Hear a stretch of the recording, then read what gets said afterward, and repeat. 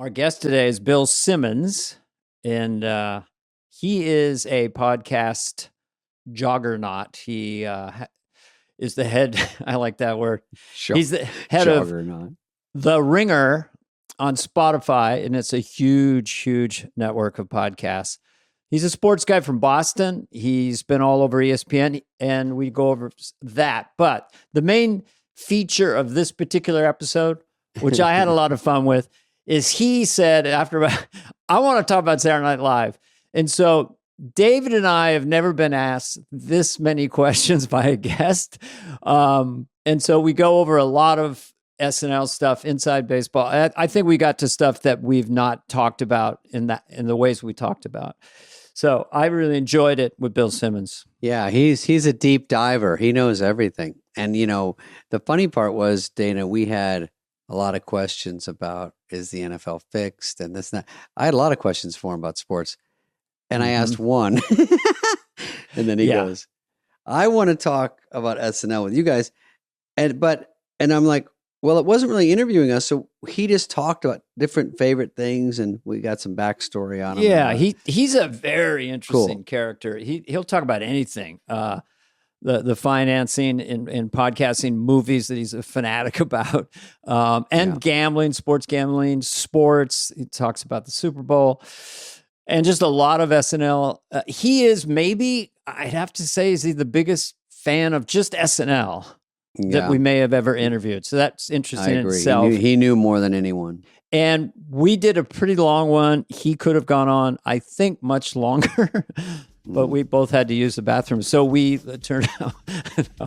But he was great. All right, here he is, Bill Simmons. This is my setup. This is where I do my pod. So I got all my stuff behind me. So it looks like I'm in this big. And then if you zoom out, it's just like this little weird corner of stuff. And then nothing else looks like that in the room. Fake busy corner. Yeah, fake busy corner. Yeah. I'm in an abandoned motel. Near Bakersfield, and Dana was taken. I put do not disturb. Brie Larson in room. I'm a minimalist. Good one. Everybody knock and give me food. I'm a minimalist. What can I say? God, no shit. So should we? So wait, I have to ask Bill first. There's no way. What did you have to do with 30 for 30? I just saw this. I created it. I came up with the idea. That's I sent huge, the memo, dude. And then for like a year and a half, me and my friend Connor's show, like basically came up with every angle of it and got it sold. That's in my notes. Yeah. Yeah. I don't want to talk about me though. I want to talk SNL. No. Let's see. We don't need to talk about me. I know. Okay. No, you're boring. I understand. Yeah, everybody knows you. Okay. Top best athlete. I'm trying to do a mashup of Bill Simmons. Best athlete host on SNL. Oh, wow. That's a tough one. Does The Rock count? What's The Rock on? He's an athlete. Well, he's a movie star, but Yeah, no, he's an athlete. The Rock was really good. I mean, he did the Rock Obama on it, which I thought was one of the better presidential sketches they did in the last 20 years. Yes, that was funny. The Rock is good. Yeah, there's Peyton Manning. Back in my day, Joe Montana with Walter Payton.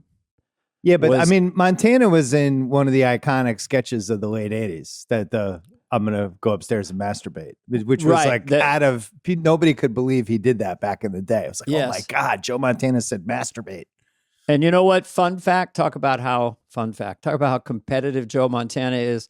He finishes the show and he landed that sketch, which killed. Yeah. And then he can't come out of his dressing room, almost like a boxer. He feels he didn't do very well, and Joe, can you go talk to him? He just can't come out. You know, it's just funny. Jesus, John Madden was good too. It was before your time, but he came in right as he was taken off from CBS, and it was during the Eddie era. Yeah, they built the whole show around him, and he was pretty good with that. I want to say OJ hosted in the first 5 years, and thank God he didn't kill anybody. Oh, he killed. So yeah, he literally killed. I had to say it. I know it's not funny, but I had to say it. Charles Barkley during David's era. He was good. I just missed him. Oh yeah. Yeah, sometimes he was it's tough. Hey, did Joe Montana have any problem with that joke, Dana? No, I don't think so. His inner monologue was, I'll be upstairs masturbating. Yeah. Yeah. There was a charm when athletes come on, or non-professional actors. There's a sort of kind of stilted charm to them. You know, Right. I find that that's a big part of the show is having movie stars, non-comedians try to do an hour and a half of a live sketch. It's a ridiculous task. So it's a great reality show. I think when MJ came on, that was about in the running for about as famous as he ever was. That was really when he had ascended to the A++ list, and everybody was so interested to see how he would do, and he did really well. But it just felt like a moment when he was on. That changed 8H. Everybody was flipped out. So he was Michael Jordan at that time, and he was. It's a real interesting part of being a cast member, being behind the slats with Michael Jordan, and we're about to go and do the sketch, and it's live, and he's not in his element. He's kind of looking at his script, and I said, just look at the card. Don't worry about it. Christopher Walken does it. Just look at the card if you have to. Well, and they're so used to coming through in pressure that eventually you come out and the adrenaline is running, and it's basically no different than if they have a big game or something like that. When I got to know Seth Meyers and Hader and those guys in the late 2000s, they popped on my pod. I was always so interested in the mechanics of the person coming on who hosted, who fit in right away, what actor, actress, comedian, who just kind of got the show and could have been like a surrogate cast member versus somebody who came in and was just kind of their head spinning the whole week. And then certain people would come in, and you guys that were on the show would be like, oh, this isn't easy. This person gets it. This guy or this girl could actually be on the show full time. Well, I'd be curious what those guys said off the top of my head. Like John Goodman was like he was just good at everything. Tom Hanks, of course. Tom Hanks was a great one. Yeah. Completely committed. By the way, I want to just for a second check your memory. What was the hit sketch kind of objectively for Michael Jordan's episode? Wasn't it the Stuart Smalley? Yes. Yeah. And then there was a naked thing. I mean, I'm top percentile SNL fan that has ever been on this show, including all the people who have been on it. You're just not gonna. I grew up with the show. I was an only child. I remember every single season, everything that happened. I'm gonna have an answer for every question you have. I now put you. I knew you were a fan and a sports fan, but now I put you in context. So now you're one of those people, which is great. There's not that many of them that are comprehensively dug into that show. So should we try to see if we can stump him? Here's the thing. I told Spade this when we did a podcast. Like, I was born in 1969. That's literally the perfect year to grow up at the show, because I was 6 when the show premiered. I wasn't able to watch it till I was maybe 8 or 9. They started running the half-hour kind of highlight shows on NBC. That would be like 9 o'clock, 9:30, whenever that was on. And that's how Belushi was my first guy. I'm like, who is this? I'm like 8. I'm like, how does this person exist? Started watching those. They finally let me stay up late for the 5th season, my parents. And then I was all the way through. Eddie, when you came on, when Spade, like the height of the 90s and all that, then Farrell coming back and basically saving the show, and it felt like it was in trouble. I've been there for every piece of it. Wow. Did you ever entertain going into the business of what we're in? So ironically, I did. I was in the mid 90s. I was writing for the Boston Herald and I really wanted a sports column in the high school newspapers. And it's like, I have no chance. This is never happening. And I lived with a guy who I'd done a lot of comedy stuff with just for fun. And we knew this guy named Bill Lawrence, who I think he's a producer. He was at the time he was on the show Friends, and he had an SNL connection. And it was the year when everything blew up, when the New York Magazine, when they wrote that piece, and it was when they were coming in and they're blowing up the show. Summer of '95, maybe. Yeah. And we did this whole packet, and we sent in, 20 pages of stuff. Now I learned later, like, there's no way anybody even saw it, but we sent it in. We're like, this is it. This is our big break. And it never happened. But without, you mean without an agent or something, just sending in a packet? No, but we had like, a guy knows a guy. I was one of those, but you don't know any better. I was living in Boston. We're not supposed to read them. When we were on the show, we were talking yesterday about how we had mailboxes, there wasn't email. So Dana's was always full. And then, and Mike Myers, and then everyone else's started getting full. But if people sent packets, which a lot of people would send us scripts and stuff, and to this day, if you read, they can sue you. So you really can't even read it in case you don't like it, but 3 years later, there's a sketch like that on the show. it's very easy to think of see, something. we didn't know that in Boston. We're just like, this is it. They're going to hire us. We'll be able to come in. We'll be hanging with Sandler. And it did not happen. Better keep my summer free so I can go in there and prep when they call right away. What was your first sketch that was the top of that 20-page pile? What was it? What was the topic of it? It was a big Friends parody. It was the first year of Friends. And we did you probably saw it in the pile. No, it was saw it in the pile. And I told Lauren, it's not happening. It's all right. He'll do fine. I remember we had another one about Jesus coming back and like signing with Nike and doing this whole, and we were like, really, this is so edgy. This is going to be great. Now, if I read it now, I'd want to kill myself. Well, yeah, but sometimes stuff was funny anyway back then. When I even look back at sketches that are like clanking, it seemed to work then. And you just don't know, and then later you embarrass. But some of them actually still hold up. Yeah, we're gonna. Well, it's funny with your era. The sketches were mean in a good way. Like some of the stuff, I like some of the Carson stuff Dana did. You go back and you watch it, you're like, ooh, man. Like, was Carson okay with this? I just don't know if. Stuff's not mean in the same way, especially SNL, which is way more celebrity friendly than I think it was. But back then it was like Rob Lowe did that, the Arsenio Beckman, whatever that one was, like the Arsenio parody. It's like, man, this is kind of mean. Yeah. But it was good. That's what we all grew up with. That was what made us laugh. I don't know if there's a better way to put it, but if there's an elephant in the room or what you're not supposed to say or what you're observing, you just need to tease that out. That's why it's funny. And then it can be construed as mean or not mean. But Johnny was fine with it. He actually liked Carsenio.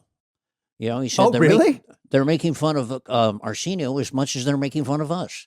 And then there was one sketch that got him dinged, and I was blacklisted casually from the show. So bittersweet memories. But of course, I revered Carson, and I revered doing him. I've never had more relaxed fun than being in the Johnny the Earnest Nebraska guy. That's just a great. Bill's here, and you apparently have a very big podcast called The Ringer. I understand. That interviewer with that voice hasn't been replaced yet, but we've had some great people, but no Carson yet. Well, then you did the Larry Sanders episode, which in one of the best seasons in the history of television, season 4, but. Where you come on and you're doing the impression and they're trying to keep Larry from finding out that Dana has his impression of him, then he sees it. And then it's a whole cat and mouse game of whether he's going to do it on the show. But you actually have the mustache on and the fake teeth. You're like, I had the teeth. My ass. Oh, and I heard Gary was tweet by it later, but I told him, I said, I'm just doing one frequency that you use in your stand-up. Something, and I don't even know what he's trying to do to me. It's like Jay Leno. Yeah, it goes like that, but he doesn't talk like that. But anyway, he goes like this too.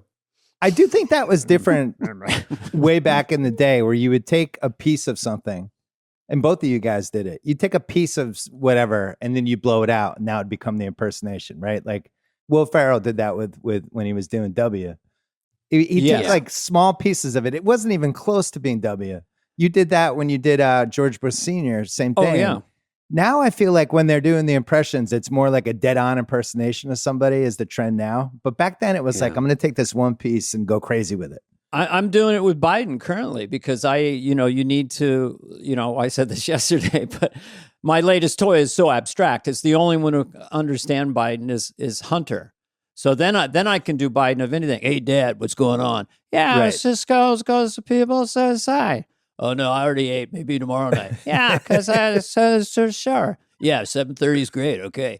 So I find for myself in high school with my friends, I don't want to ask you this, abstracting my impression of the water polo coach into madness. And then that rhythm extenuated, but coming from someplace real, like Will's W was in a real zone, but so playful. Yeah. I just like the style of it. I also like people who could do a perfect impression too, but I do like abstracting it. I mean, that was Hartman. Like when I was in college and we would tape it, we'd have like the VCR player. So we'd tape it. We watched it the next day. It was like a Sunday ritual. And Hartman did the McMahon. And we thought the McMahon was like the funniest thing of all time. It wasn't really... there were pieces of Ed, but his version of McMahon, we thought combined with the Carson, we we would be imitating and we'd be talking about it. But Hartman was really good at, he did that with the Sinatra group too. Yeah. Oh, sure. Whereas same thing, like his version of Sinatra, Piscopo was like more of an impression and he would have fun with it. I know Piscopo was on your pod. I loved it. But great Sinatra. Yeah. The Hartman Sinatra was a little bit like, I don't know, a little rowdier, a little angrier. And I thought it was funnier. What about Ed McMahon doing it when all he has to say is yes and you are correct? Just those little hooks, just saying it over and over. You are correct, sir. And then when he goes, older reference lost on younger viewers. Yes. Because that was where Phil was the laugh bomb, and I didn't have to carry that weight. I was kind of doing this rhythm and setting it up and very sincere, and I know that. You are correct, sir. Yeah. Old reference lost on. So it was just like a magic show. It was like, do, and then boom. But yeah, Phil was just. There was a piece to that Carson thing, though, where you were tapping into something that I think people my generation were feeling. Where like Letterman was our guy for my generation. Yeah. Like the most important things that happened to me when I was like 12, 13 was Eddie Murphy and Letterman. And just kind of going on the ride with both of those guys from 82 to 85. And Carson, I loved Carson. Everyone, for 3 generations, Carson was with 3 channels. Everyone watched Carson, but he did start to seem a little old by the time we got to the late 80s. And when you guys kind of crossed the beams and went after him a little bit in a fun way, but you still went after him. It was a little like when Norm went after Letterman in the mid 90s. It was the same thing where he loved Letterman, but the fact that he was parroting him was like, oh, okay, we're doing this now. Well, I would say built to that I kind of realized that every comedian becomes a caricature of themselves.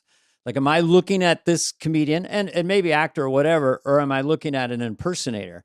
So there's just this redundancy to your character. But with Johnny, Jay Leno told me, he was guest hosting back then, Johnny was still around, that Johnny would walk down at NBC in Burbank and just yell out, "They're making fun of me now. It's time to go."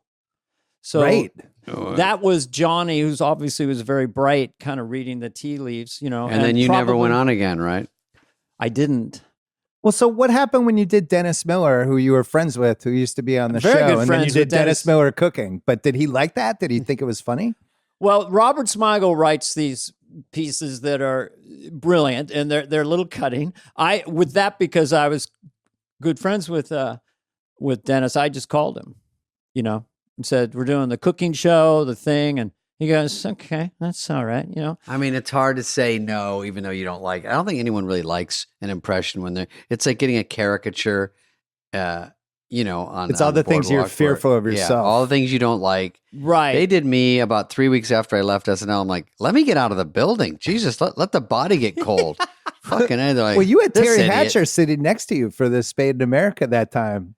Oh, that was and I thought that was one of the best ones you ever did. And she just started doing you, and it was like, oh shit, what's going on here? Yeah. But at least I got to be there and give her jokes and things to say to make it funny and make her at least get more of the laughs because she was the host. But she was great about it. Yeah, that was actually a fun one because I was there. But like when you did Dennis with Tom Hanks, that was fun. But Dennis is in on it.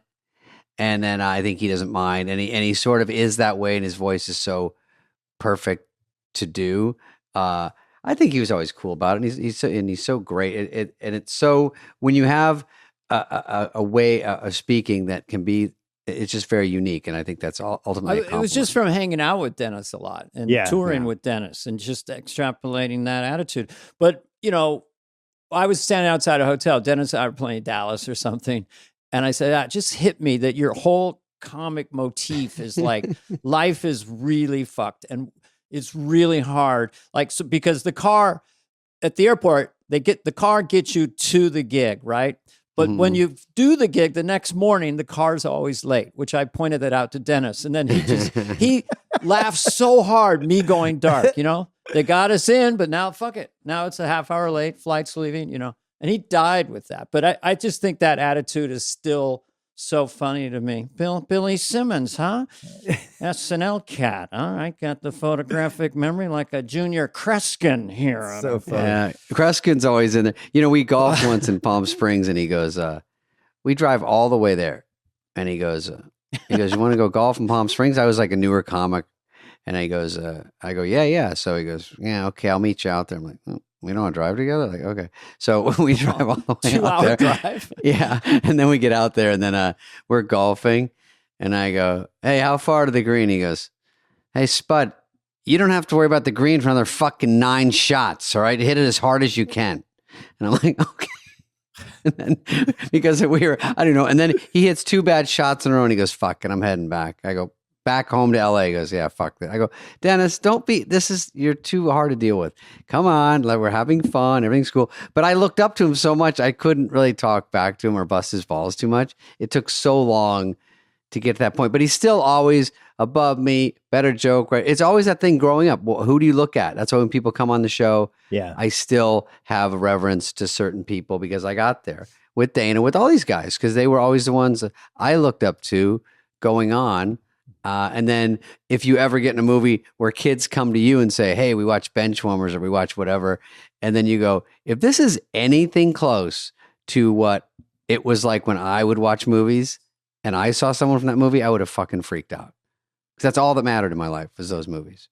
Yeah, we also had less choices back then. I really wonder, like, if you're like 18 now, there's so much comedy and stuff to watch. And TikTok, all these different places. Yeah, right, I always thought, blended. Like when I think you guys were both on the show for this, the Partridge Family versus Brady Bunch sketch. Yeah, like to me, that was one of the peak SNL sketches. Not because it was like one of the funniest, but it was like it hit this time. Everyone watching that show had the same pop culture experiences, right? So anyone I knew the Partridge Family, we knew the Brady Bunch, we knew every episode of those. We knew Charlie's Angels, we knew all the early SNLs. We knew the early like we all had like the same 25 things with the same movies. So when you guys did that and it was like, oh, they're going for this. Oh, there's more cast members. Oh, they're going to have the voice crack.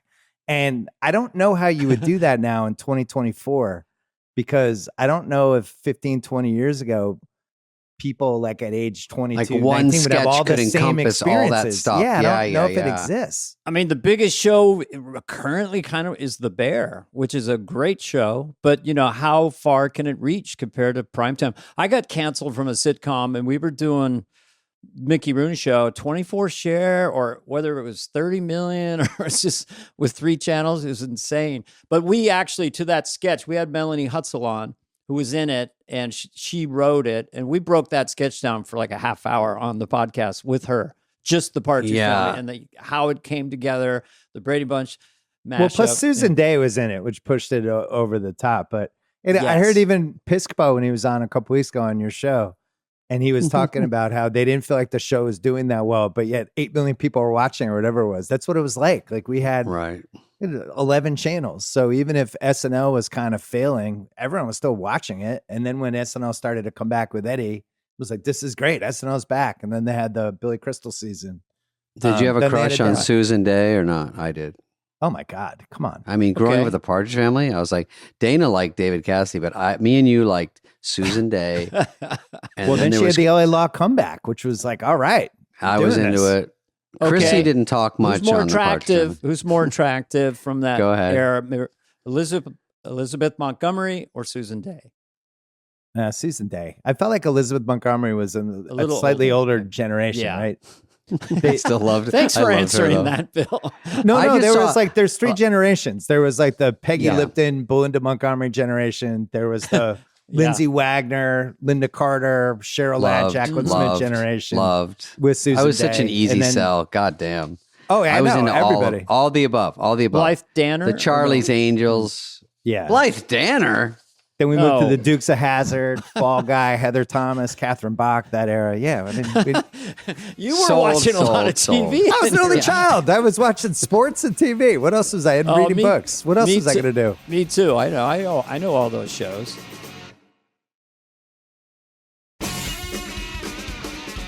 I don't know what we've lost. We were going to ask you, just because you have your pulse on, media, podcasting stuff. It's like, is Jon Stewart's coming out in SNL, and what is the influence now of political satire versus 80s and 90s in terms of moving the needle?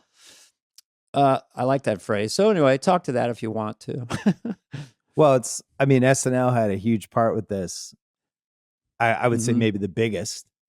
And once Trump came in 2016, I think it just became a lot harder because when the real life stuff is a parody, how do you parody a parody? When you look back to Aykroyd, I mean, you've talked about this on the podcast. Aykroyd's doing Nixon. He's got a mustache. Like everything was way more loosey-goosey. Aykroyd's doing Jimmy Carter, talking about the Allman Brothers, smoking a doobie with them. And Hartman does Reagan.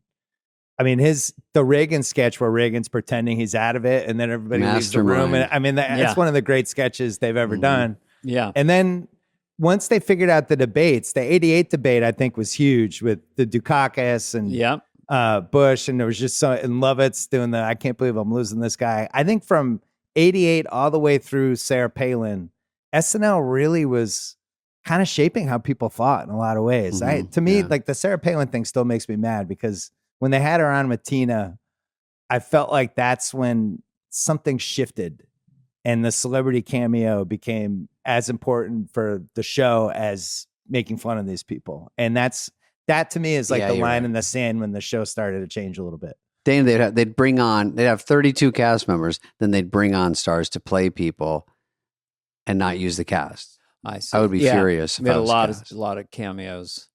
I feel like it's so different and difficult to be a cast member on that show right now. If you're just coming into established players, and I think it's great. I kind of wish I'd stayed a few years longer, but people are staying 10, 12 years and then new people in there. It's such a different dynamic that Lorne is managing the best he can, you know?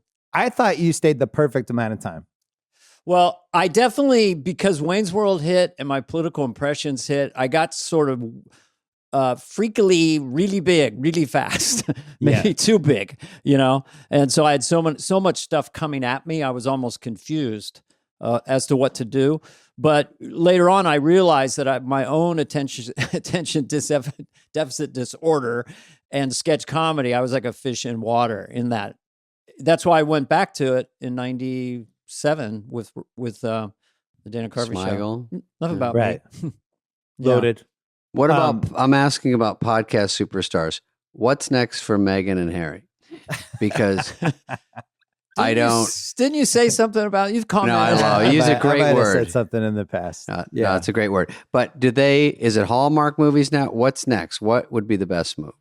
I mean, there's probably there's a huge acting comeback for her at some point, right? She should do that Suits show. It's huge now on Netflix. She should just jump right back in. Or some TV, like a Christmas movie where her divorced husband and they have to be with the kids, but they're stuck in the snow and then they fall back in love. Yeah, she just needs one of those. Yeah. And she's back. And John Corbett could play her husband.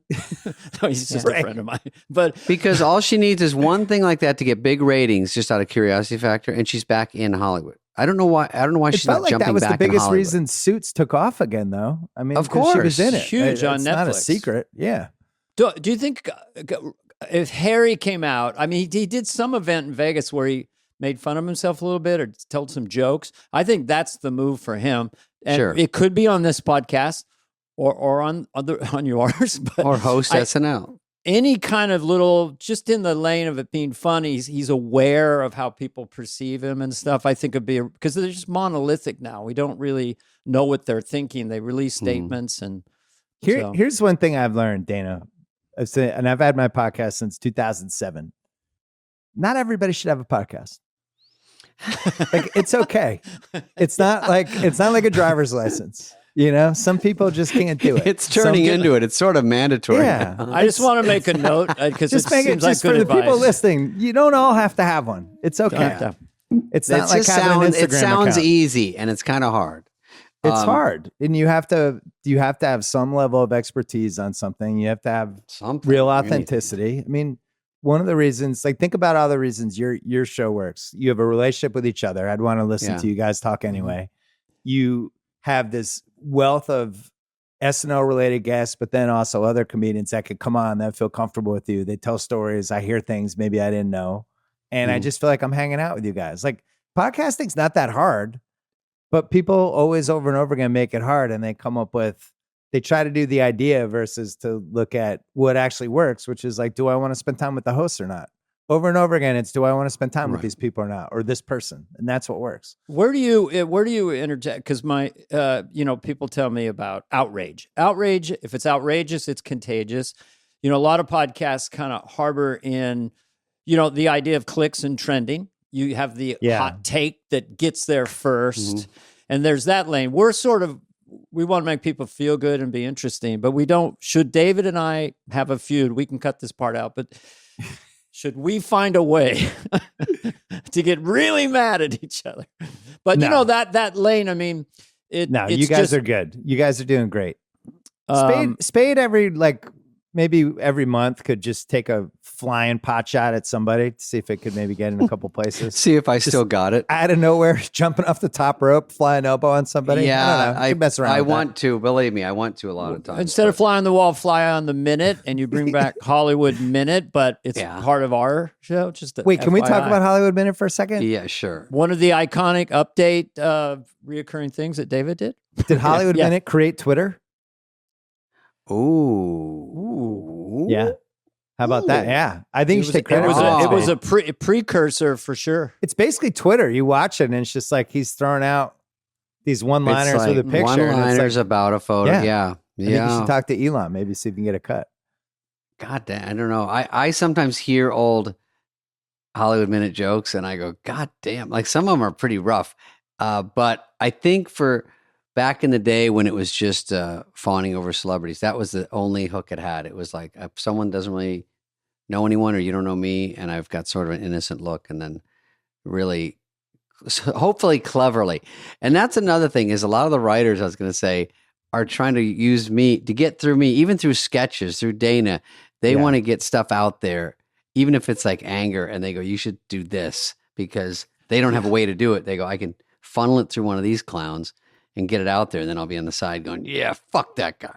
And social media has changed that though. A little bit. You're doing that on the show, and it's just on, right? And people taped it, then it comes and goes. And if somebody got mad, maybe you'd read about it in a newspaper or the trades, but ultimately, you couldn't even see it unless you watched it. Yeah. And I think now that the last 15 years, one of the things that's changed with the show is if something, like you have some comment in Hollywood Minute, be like, "Oh my God," and then it turns into a thing. Then the celebrity gets mad. They fire back at you. Now people are reporting about that, and it turns into a 4-day story. It would be before I went to bed that night. I would know what hit, what didn't, what was a problem, and then I'd have to have an answer the next day, and then there'd be a feud, and then it would go back, and everyone would have a fucking comment about it.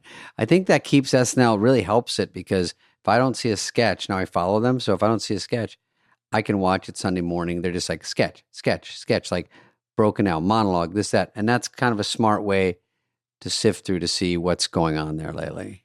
Yeah, totally. Well, it's also interesting to see how the cast members are using, like Chloe Fineman has a really good Instagram account and she's just like test drives different characters and stuff. And you're half the time you're watching it going, how is this not on the show? Why am I watching this on Instagram? But it's a great little audition. Yeah. It seems like there's more creative outlets than probably you had in the mid 90s where you're writing for yourself. If they say no to the sketch, you're basically like, oh shit, all I did was walk out and say goodbye to everybody. At the end of that, I did nothing. And then that's it till the next week, right? Yeah, that one stung. That was a little too close to home, yeah. Dana's like, I don't know how that felt. Backstage, Nealon and I, when we were doing Hans and Franz, we would just giggle for hours, going back and forth and stuff. And then it's distilled to 4 minutes. But with podcasting, you can do it long form. We do have a second podcast where eventually we'll get around to platforming ideas. We have a video one. Oh. Everyone's fucking shitting their pants. Yeah. Jesus. Just doing it's called Too Good to Be True. No, it's not. It's called Superfly. I follow, there's an Instagram account that does, I'm listening to Superfly, by the way.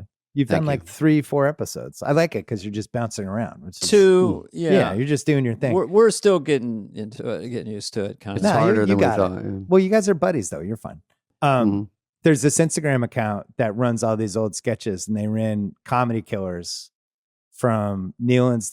It's a game show. Nealon's the host, and I don't know if Dana was still on the show, but David probably was. But it's all these categories of things, whether they're a comedy killer or not. Right. It's like the categories like the Holocaust, child abuse, It's just, and then it goes through, and I was like, man, what would happen if they ran this now? What would the reaction be? Because back then we were like, oh yeah, this is great. What a great idea. This is so funny. We were all in on the joke. Now people would just get mad, I feel like. I think that's why people like Bill Burr or Shane or those guys do well, because it's just, even Theo, they just say whatever they want, and it's almost like back in time. And then some people go, I don't want to get mad. I just want to laugh or not laugh and not have a big opinion about it and move on. And then people get mad at them and want to get rid of them. And you go, no, maybe you can't get rid of people anymore. Hopefully, if it just falls under comedy, of course, we always think you should be able to do whatever you want, but not everyone. But isn't the reason you guys got into comedy is like part of what was funny is, oh, I probably shouldn't say that, or oh, I shouldn't laugh at that, but that's what was funny about it.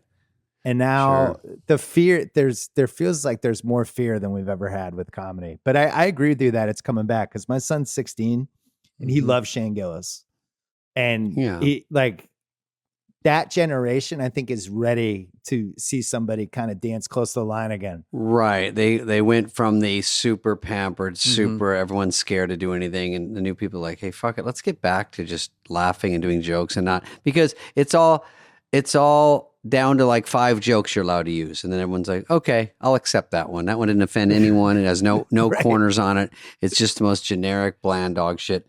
And some of these comedy specials, they're just sitting talking, like there's not even earlier. They're just like walking around. And you go, is there jokes? Someone's like, ooh, I won't have an audience in mind, or I won't have this. And it's not just even jokes anymore, or making you laugh. It's like introspective. And I go, I personally would go, let's just get back to getting laughs. Mm-hmm. I agree. What do you think, Dana? You know, you were maybe too young for this when it came out, but Blazing Saddles. So Blazing Saddles is like, it's a peak movie for me. I'm like a senior in high school or something. Yeah, sure. And so I knew that Richard Pryor, who co-wrote it with Mel Brooks, was not racist, and neither was Mel Brooks. I knew they were satirizing all the white racists are idiots. Cleavon Little is above everybody. So, and the movie is hysterical. But yeah, you can't do it now. The difference between like I played a Strom Thurmond or whatever, Southern Care on SNL. And right now it would be like, as if I'm that guy. We've lost our sense of humor about it. For better or for worse, it's very serious out there, because the stakes are very high between the left and the right, and Trump and Biden. It's just compared to like Clinton versus George Sr. It's like so benign, and now it's all toxic. And I have to trace it back to social media giving us a platform, and tribalism. Talk to that. I don't want to even mention. What do you think about that? People getting in their bubbles. You know? It's like it's a combination. Social media becomes the hall police, where a lot of people on social media are just trying to get people mad at each other, being like, did you see that? Did you see what he said? Did you see that? Yeah. And kind of poking the bear on that stuff. It's also easier to go backwards and have somebody be like, oh, I dug this thing you did at your comedy set in 1993. Yeah, that's weird. You have people who are doing stand-up acts. I know they try to take the phones as much as possible, but you know, sometimes when you're, and I'm not a stand-up, but I've talked to enough of them. Like sometimes you're out there, you're testing shit and you're trying to figure out what works and what doesn't and where the lines are. And if you're losing that ability, that becomes dangerous too, I think. But right. Yeah, it's also hard to pry people's phones out of their hands. I mean, it's who's giving up their phone for 2 hours? You know, that's a very tough situation to say you can't talk to your babysitter, you can't talk to anyone. And so you have to agree to do that. If people are doing it, but yeah, what you're saying is true. If you want to say jokes that go way too far, and then you're going to be judged on that, you're like, this is where we used to practice. And then we go, okay, that one didn't work. Okay, that's too much. But it's already out there now. And they're like, oh, that's your favorite joke. And you're like, no, that was a pretend joke I'm trying to sharpen. And now I'm going to die with it, because where do you practice? You know, what do you do? I'm with you. Yeah. Well, you want to, as comedians, mostly just you want to say what you're not supposed to say. It's what pops in your head, and to take that away. And we all self-censor now. Oh, I can't do that. I won't do that. We'll cut that. You know, just do. You're not even thinking about it, but you are. Well, I remember the Italian restaurant sketch with Kirstie Alley.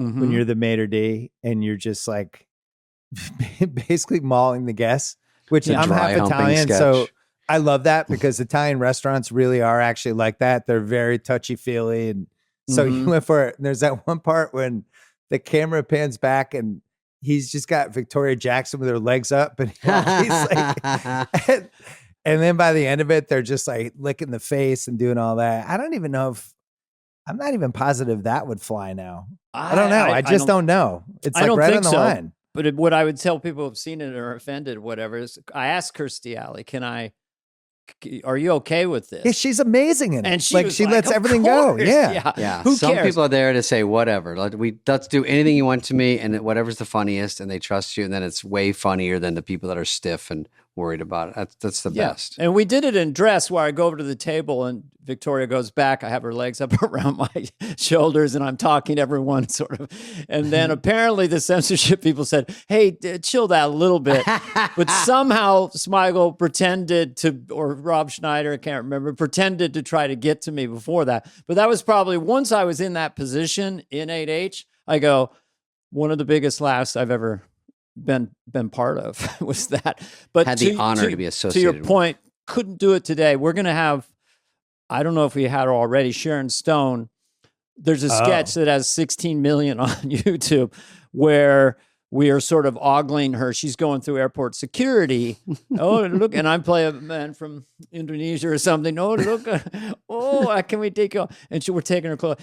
I don't know if we'll talk about it with her or whether you were after her, but I remember when I did the pod with Spade, we were talking about SNL. The thing that I always feel like it doesn't get enough credit for, it catches somebody a lot of times at the absolute most famous they ever were at whatever point in their career, but with the guest host, right? So you had Sharon Stone on probably like right after Basic Instinct or right before, and she's the most white hot famous she's ever going to be, like right there, right in that moment. And that's why it's so funny to see some of the social media accounts that are around SNL, right? About like they have the ones of just there's a Twitter account of just a guest host announcing the musical guest. And sometimes it's really funny because it could be like, there's Steven Seagal, introducing the Smashing Pumpkins. And it's like pop culture Mad Libs, there's one Emilio Estevez like saying goodnight and it's Pearl Jam and it's super young Eddie Vedder. And it's like, all right, thanks to Eddie and Pearl Jam. And there's no other pop culture artifact like that. Someone dug up, Bill, which I saw, might have been on Twitter, was just rolling at promos, which I didn't know they were rolling when I was there because they're just rolling. And then they're like, and I used to write promos. So it's me, Emilio, Eddie Vedder, Lauren talking and then going, okay. And then it's just all the talk in between. I would say this, I'd hit this. We step out of frame. They try one. Hey, it's Emilio Estevez and Pearl Jam. And then we all walk back into frame and go, how'd it go? We were a second too long. Okay, take this word out.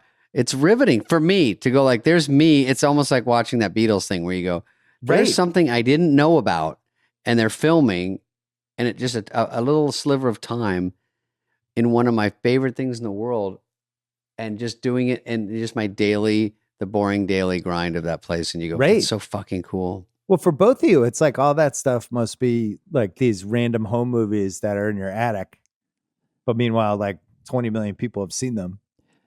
And they're dress rehearsal and stuff. We never saw Dress on video or they have it somewhere because now they're showing clips from SNL from Dress and they're showing this and they have a million things backstage and some of the mystery's gone, but it was fun to just run around backstage. There's no security. There's no nothing. There's people in the hall drunk and friends of friends that are there. And Phil Hartman's going, move the fuck out of the way because he's got 90 seconds to get to his quick change back. And people are drunk. Go, hey man, like I'm at the show. But now I think they've got a little more dialed in, but that was part of the fun of it. There's a surreality to it. I always tell people it's a little bit like going back to your high school on a Sunday afternoon when no one's around and just walking around the halls, whatever that feeling is. So when I'm there in the 17th floor and I'll be walking along and I'll see me and Phil in a sketch or picture David, or it's heady stuff because experientially it is the most intense part of one's life or right up there, because of the liveness of it and the legacy of it. That's why I think of cast members, who joined this year. You know, I was lucky, but I had Eddie and Billy Crystal, Martin Short, those guys, and then also the original cast, which is like Mount Rushmore for all of us. You know, but when you showed up, the show was in trouble because it felt like that transition year after the Billy Crystal, that Martin Short and Christopher Guest that year, and then Lauren came back. He had this young cast, and only a couple of them ended up staying, I think, for the second year. But then you showed up and Hartman showed up, and all of a sudden the show was amazing again. But could you feel like, did it feel like that was a make or break year? Now I feel like I'm interviewing you. Did that feel like a make or break year for the cast, or did you not even sense that? Well, unless I've misremembered this, but Dinah Minot, who was Lauren's lieutenant producer, really nice woman, I believe her saying, I was told that we had a 10-show commitment. That Bernie 10 shows. Bernie Brillstein went to Brandon Tartikoff, I think, and just said, you got to give Lauren one more shot. This is I remember. So I was told this: if we don't hit the ground running, they're going to pull the plug at Christmas. So incredibly nervous anyway. And the first sketch that I did, Madonna came on for my first show and apologized for the 85 season. That was our cold open. Yeah. And then I'm in a sketch with Jan Hooks and Phil and myself. And I just found out recently, I was talking to Robert Smigel and Jim Downey, and they just said that the audience felt safe with us. And at that moment, because you don't want the audience to feel nervous for you or not quite sure where the joke's going, you know, you want to get them relaxed. So to come in with them and do that was great. And then when David showed up and Chris Rock, Chris Farley, Sandler, I felt like in those years we were peak all cylinders for us, because we had the bad boys kicking ass, and then we also still had Phil and John Lovitz for a year and Dennis and stuff. So that was, that was the second peak of the show. I feel like the show is in danger in my lifetime 3 times. The first was after the original cast left, that Gene Dominion year that you talked about a little with Piscopo, but it really felt like if Eddie isn't there, the show gets canceled. Like that's was that the Robert Downey, Anthony Michael Hall? No, that was the next one was so that was season 6. Piscopo, but they had Eddie, Piscopo and Eddie they end up keeping. But if they don't have Eddie, I think the show gets canceled. Yeah, I think if the Dana Phil Hartman that first season doesn't work, I think the show gets canceled. And it really feels like if the Will Ferrell that season, if Ferrell's not on the show and the new blood and the people they kept, but then the new people they brought in, if that season didn't work, I do wonder if they would have canceled it that year. Because I remember that was back in the day when those magazine profiles, if it was the right kind of hit piece, really felt like incredibly damaging. And that I remember reading that New York Magazine piece and being like, oh my God, the show's going to get canceled. And then that first episode with Will, he showed up, he did Get Off the Shed. He did the phone thing with Merrill Hemingway. So and it was just funny. Like, oh, we're good. This guy's amazing. This show's going to be good again. But after that, I never felt like SNL was in danger again after that. Where do you feel, now that you are sort of an expert, what do you feel about this season and this cast? And the new people watch as much anymore? No. I watch, I still watch, I still monitor it.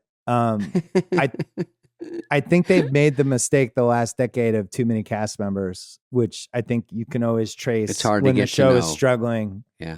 It's when the show is always humming, it's always smaller cast members. And I've talked about a bunch of people about this who've worked on the cast. Like it's like a basketball team. If you guys watch basketball, like I do, if you're playing 14 players and everybody's playing, 12 to 18 minutes a game, guess what? The team's going to suck. But if you figure out who like your 7 or 8 are and you ride those 7 or 8, the team's going to be really good. And I always felt like SNL at its best always had the 8s or 9. I went to Lauren's office like 10 years ago and I got to do a podcast with him, which was amazing. I mean, it was like honestly one of the highlights of my career. And I was giving him my basketball theory and his answer was, yeah, but the new cast members, that's kind of like the draft. And it takes a couple years for the new cast members put them to behind have their a veteran. legs. Yeah, and you got to have those guys ready. And that's why we have the deeper cast. I get it, but I still feel like it should be 8 or 9 max. I would have been tough on me. I happened to be in like 4 things on my first episode. I didn't even know what I was doing, but it's sink or swim. If you're slow motion, it's kind of like if you don't like when an NBA player gets traded and then he comes in with a new team with a new system and he gets into his rhythm. He's fits with the system. All of a sudden he's scoring 20 points. He's a different basketball player. But if you coming off the bench constantly and the offense isn't running through you, the same thing with SNL. If you can't get your reps in and get rid of the fear, not all of us are Eddie Murphy, who I thought was a savant, at 19. But even Will Ferrell, everybody gets better the more they're out there. And then the audience also discovers you, gets comfortable with you. So it's pick your poison. I don't think, Lorne, it's his show. He's 50 years. He has a method to everything. He thinks of everything. So I guess this is how it works. You get to be on the show, but you may have, we didn't have anyone not in the show. When I was there, it was 7 cast members. Right. So everybody was in every show, but now a lot of times, I wasn't in it for 2 weeks. It's like Survivor. Yeah. Because there's people that just, if you don't make it, and then they sometimes add but don't subtract. So now you add this person because you got to cover like a leading man type. There's sometimes there's types. I never got that back then, but sometimes you need to fill a Phil Hartman role. Sometimes you need to fill this kind of guy, and then if you don't do it, or just adding, now suddenly it's just too many to keep track of. It's just hard for them. They go bananas. But then if they leave, where do you go? I remember I was going to leave a year earlier, and then they're like, "What do we have lined up?" Because it's always easier to get work when you're on SNL, and then had a movie almost every summer, and then you leave, and luckily got on Just Shoot Me. But that doesn't always happen. So what do you do when you go? And so you just sometimes just stick it out, and there's people there sticking out longer than we used to. I stayed 6 years, and that was considered a hair long. Sandler, Farley, Rock was 3, Sandler and Farley were 4 or 5. No, 5. So I stayed 1 year too long, and I was like the fucking guy that went to college that came back to high school because it was Will and Sherry, and I was like, I liked them, but I immediately felt like, oh no, all my guys are gone, and I don't know what to do with this. And so I just did one. Lauren goes, stay, and you can do 1 segment a week, do whatever you want. And I didn't do sketches. I just did 1 segment a week of whatever I wanted, and that was like my own kind of update. So that was where the Terry Hatcher thing was. Sean Penn gave me a tattoo. I thought that really worked. Yeah, it was fun. It's fun, but you have 1 swing to get it right. I went to the World Series, did a field piece to the Braves with Chipper Jones and some people. So, some of those came out pretty funny, but after that I said, no, I think it's time to boogie. And then I forgot where this question started. Well, I mean, part of it is about how you build the cast, right? And everyone says the same thing. You have to have that one glue person, and then you could argue about who the greatest glue person was. It's probably Phil. Phil Hartman. Phil and Aykroyd. Yeah, Aykroyd's in there. I think there was a moment where Sudeikis and Hader together were like just literally covering every possible glue thing you would ever want. and Fred Armisen too. Right. Those 3. Guys are it's always amazing superstars. that you get these new peaks after Will Ferrell. And then we asked Kenan Thompson, who's your MVP or whatever? And he said the women of the last 20 years. Yeah, and I do think there were complaints about misogyny in terms of casting, and Nora Dunn had some complaints about it. Yeah. And boy, starting with, I don't know, Sherry O'Terry through Tina, and I'll miss all the name, Maya and Amy Poehler, and, it's just Kristen and then Kate. Yeah. And but you know what though? I never thought that was totally fair, because I always felt like Jan Hooks was one of the best cast members of that entire generation. Ever. And they're always like, oh, it wasn't till this and it was like, man, I thought it's taking it away from her a little bit because she was so good. I mean, to me, she's in the running of one of the best female cast members in the history of the show. Yeah. And I think she's in the top 5. Yeah, a male. Women were not running for president. I mean, Sarah Palin came on the scene, and there was Tina Fey meeting that. Yeah. In the era I was in, it was mostly men politically. There were other figures, but so that sort of evolved as well. Obviously, Hillary became a big thing. But Yeah, Jan Hooks, I don't know if I wouldn't call her underrated because everybody knows, but if you really take a deep dive into her work, she was one of those, what can't she do, you know?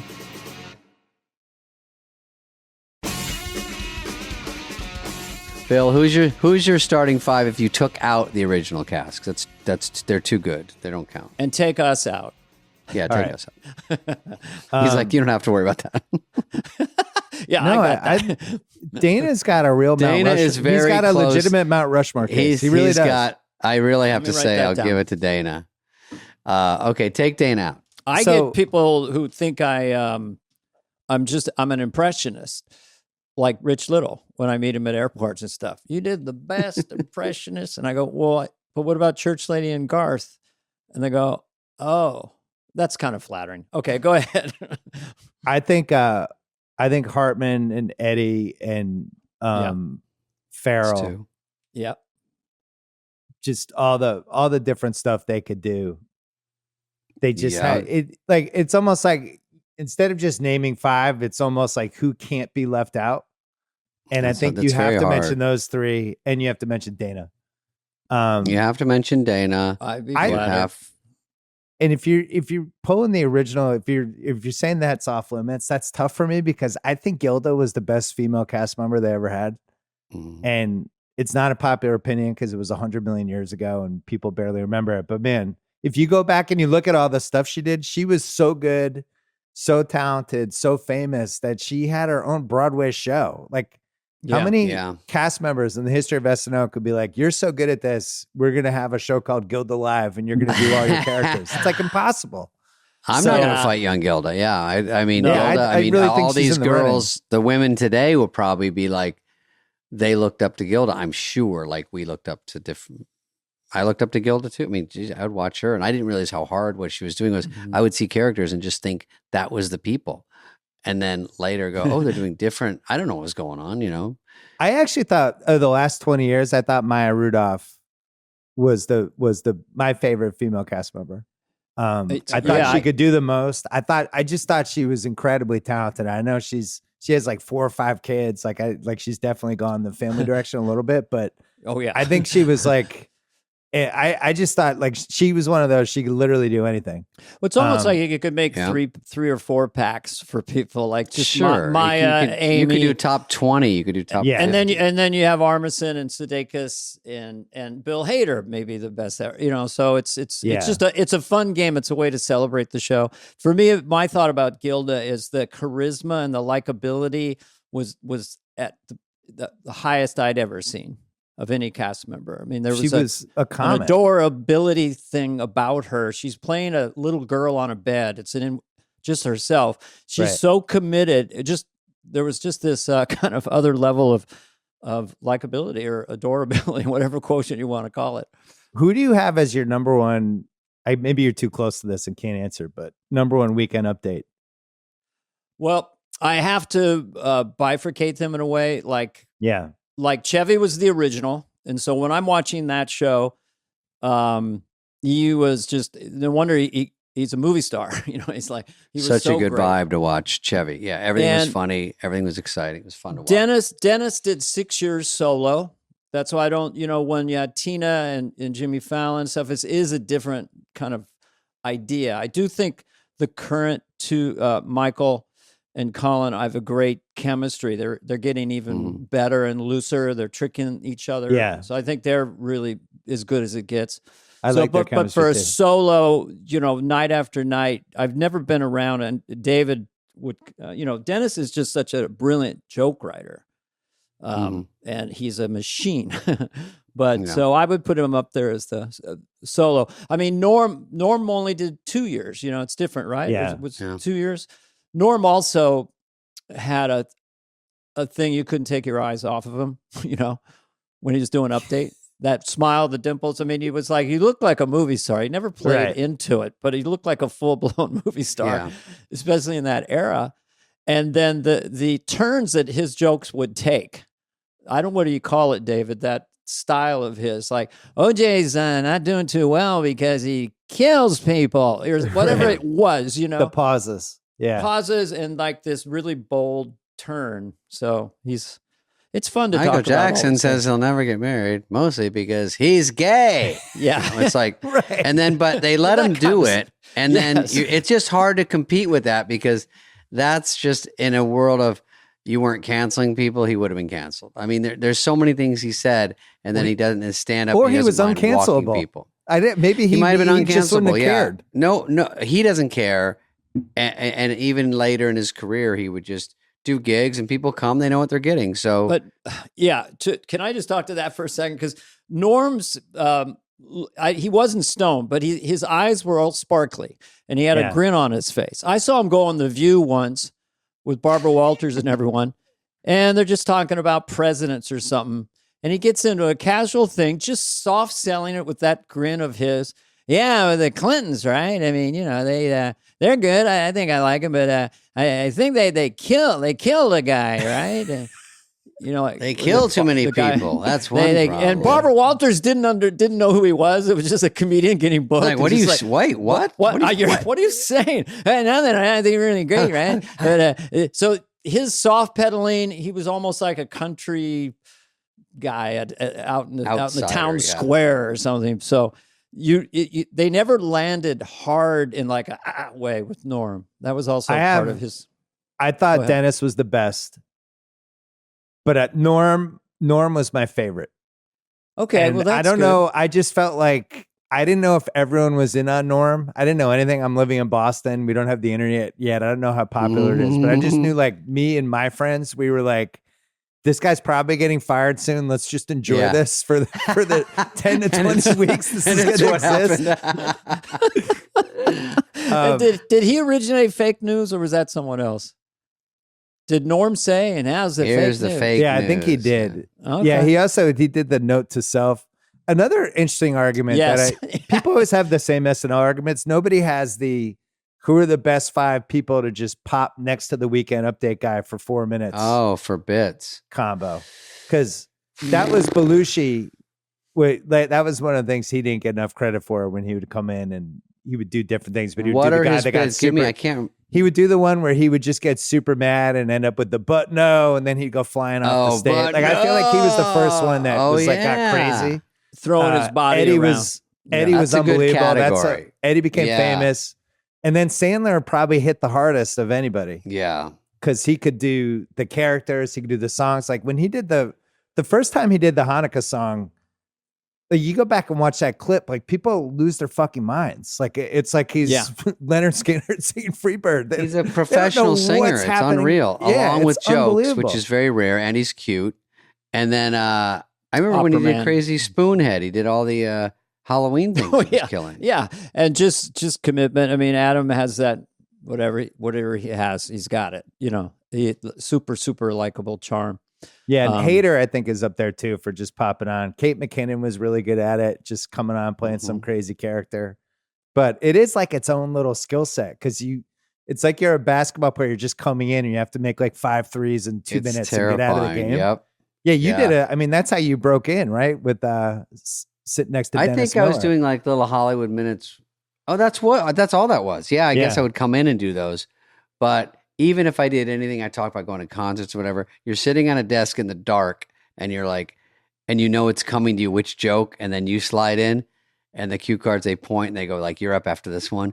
And you're like, oh, because you're in the dark and no one's really looking at you and you slide over and then there's 20 million people. Like they see you. And even when you walk by, you go, I could just run in front of that camera right now. Right. I guess that's a trust issue. It is like a rodeo thing. Cause I remember one time you're on deck and you're in the darkness and the show's all lit up and there's laughs and rah, rah. And I think it was Chris Rock was before me or something. So I see his chair rolls out and he does his thing. Then I'm in the chute. And it is, you have to go from just darkness and crew guys around you to being on, So there is. But Dana, what about when you do a good one and it kills, and then you kind of scoot yourself, and then Joe Dixo pulls you off or whoever, and then you're in the dark and you're just walking behind like a Gap Girl set, and no one's even looking at you, and you're like your adrenaline's going, but the show's still going over here, and you sort of walk back to the underneath to maybe snag a few compliments from Lauren and the well, you producers try to look watching at the some of the monitor. audience members, and they avoid eye contact. And then you go back where it's lit by your dressing room to change, and you're like, anybody? Did it go good? Did it go bad? Like another good category is the Mount Rushmore or whatever of people who weren't even the focal point of the sketch, but somehow were still the funniest person in the sketch, which is like, to me, Chris Farley's number one. Has to like be. he's in the Dysfunctional Family Feud. He's just like the loser kid who Hartman's been mean to. And he's probably like the fifth most important, but every single thing he does in the thing is hilarious. And then at the end, he runs out and starts kicking to the left and right. I just saw that the other day. I go, what a moron. I remember walking at rehearsal. I go, you're not really doing that. He goes, oh, yeah. You were on the other side. You were in the normal family. Yeah, I watch him. Yeah, I think we were the normal family, right? Chris was, there was so much intellect behind all that. You knew him much better than I did, David. But his rhythms and sounds and moves that he would, like, I mean, it just, they were so concise and you could not laugh. Like when he would do his kind of fake laugh, like he would turn into a hog, around the office. You're like, this is irresistibly funny. But he was, your eye went to him, anything he was in. I once did Ross Perot riding him like he was a piggy. Come on, piggy boy. Let's go, piggy boy. And I was going, Chris, is this okay with you? And he goes, oh, yeah, do whatever you want. I'm whipping him and stuff. I know other people get mad there. You can't do that to Chris. No, Chris wasn't mad. No, do it. I'll do whatever you want. I don't care. I think it's funny. So he would never kill a bit. So we're headed for the 50th year. Yeah. Next year. I know. Yeah. Which I think is really good for your podcast because, it's the fact that the show's been around for a half century is. What do they do, Bill? What is this? Lauren leave? Who takes over? It's stunning and bizarre. I can't even fathom it. 50th. I think I'm guessing Lauren's going to leave, and I'm guessing somebody major has to take over the show. Somebody with real DNA with someone NBC would approve. Everyone would have to approve. I just feel like it's Tina or it's Seth if he wants to do it. And it's got to be somebody on that level who has that kind of chops. They're not just like, hey, we hired Bob. He's been a huge fan of the show. He'll be taking over for Lorne Michaels. Like, I don't see that happening. I feel like the person's got to have DNA. Yeah, we brought him over from Hallmark. And they would have to, they would be warned ahead of time that half the time you're miserable. I mean, it's a tough show. Not every show crushes. There was just a lot of shows in my era where the party's a little grim and didn't really land it that night, because that's why there's no other sketch shows, because the ratio of success to failure and a quick hit sketch. Yeah. But I do think the fact that it's live, they tried to take that away in the 90s. They said, let's make it taped and we got to change the theme. And Lorne, to his credit, always resisted. Somehow he knew about branding before maybe that was become such a thing people talk about. Stuck with that theme. Everything's familiar. And that's why we can interview cast members. We talked to Mikey Day yesterday.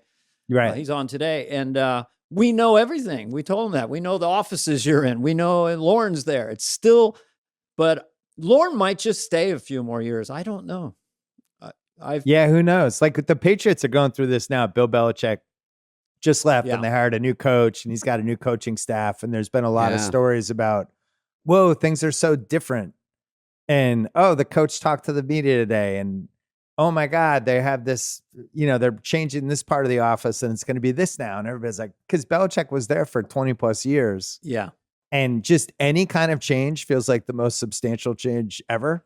So I can't even imagine with SNL if somebody else came in and was like, hey, I thought of an idea. We're going to merge two offices and make it one big office. People are like, what? You can't do that. It's been that way for 50 years. And, I don't know how you do that. Maybe Tina and Seth could make one Lorne. I don't know. I mean, they would. Lorne is very good politically with the new regime, as Universal, whoever is, or whoever the head of the network. He's really good at doing that. And how do you navigate all these cast members, kind of Game of Throning each other, even if they love each other? It's still just your friend gets. So I don't know. It's really hard. And to Lorne imagine knows all the celebrities too, so Lorne can call someone and say, maybe Steve Martin would be good in this. Let's call him. Yeah, but that's the thing that has to be able to be dialed in. The new iteration of the show, I don't feel like should be celebrity dependent. I would go back to what the roots of the show were and go to cast members and a guest host, but not be celebrity dependent, because celebrity and pop culture is part of what they should be, I felt that. Yeah. And we talked about it earlier yesterday when the podcast a while back, but yeah, when a celebrity would come in, and then in my era, someone from the cast would do that impression. I just thought it was dispiriting, for the cast. Right. And we had, so I do think this, I'm going to say it, the secret sauce, one of them is watching a young performer come in, male, female, watching them trundle along and then become a star. You're in real time, you're experiencing it with them. And that is still the magic elixir of an unknown person being thrown out there, And you want those impressions to have some bite, and you want to have some edge to it. And it's just hard if they're a friend of the show. And so you got to stay away from some people. You can't do this politically. Yeah, you could argue they should be having so much fun with Taylor Swift and Travis Kelce, right? Like that should be. Yeah, think about if those people existed in the late 70s or in the late 80s. Sure. That would have been fodder for the show every week. But now I feel like they'd be a little afraid because, oh no, she won't want to come back on if we make fun of her. And the other piece of it is, good point. Why is the show live at this point if there's no danger that comes with being live? Because the whole reason they had the show in the first place was this is live. Anything can happen. Yeah. Any line might get crossed. Somebody might swear accidentally. All these crazy things could happen. Now it's like a safe live, which I don't, at this point, like, I don't know why you just wouldn't tape the show at 8:00 and air it at 11:30. It's not like, oh my God, what's going to happen? Do you feel like anyone feels that way anymore? 50th. Maybe. It would be better. I mean, when you can have two takes on something like on a movie, you're definitely better. Some sketches, you come off on the wrong foot and you're like, oh my God, we came in wrong. And it's just not clicking. You can't save it. Yeah. I want to step back and go, let me just come in again. And then you're like, it's too late. It's not working. And when something like when Ross Perot's running mate, Admiral Stockdale, came out and it was kind of goofy. And then like 3 days later, Phil's doing that and I'm doing Perot and we have the car. And that was just what the show does best, better than anyone when it happens, is the zeitgeist is all there. But now you've got to compete with things like this, everything. And then you hit it and it's this relief valve. And that's when the show is magic. And I think in the modern era, with all the different people doing different kind of comedy takes all the time, it is more difficult. But that's still, when it happens, it's great. It's great. Well, it's going to be interesting when Shane hosts at the end of this month. Yeah. Why do you think so, Bill? What do you think? Well, I know. I think there's going to be real danger. And it's like, holy shit, I don't know what's going to happen. And that's a show I want to watch live. That's more about him than the show, but. And I also think he's one of the funniest people working right now. Well, so. we mentioned that when we talked just casually that time. He's the guy right now, and his take it's just you just want to listen to him. And going back to the show and how he got fired, that's an example of a live show where you want to see it. Like how are they going to handle it, the show, and how is Shane going to handle it? So I'm sure they're thinking about different things, but usually when the show's at its best, it's going to go right at it. Like maybe him and Bowen Yang will be in a rowboat somewhere. I don't know, but they usually go right at it. Right.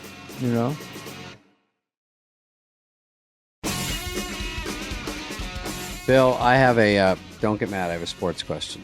Yeah, let's go. Don't get mad. I know your temper. My temper. Because people ask me this. I'm kidding. He doesn't have a temper. Is football allowed to be rigged? I know people say is football rigged, but then they also say it's entertainment or NBA. Is that stuff allowed to fudge and twist because it's an entertainment company instead of just sports? I don't really get that. Are you saying could the Super Bowl have been scripted because Kansas City won and they won in overtime and Taylor Swift and her boyfriend kissed after the game?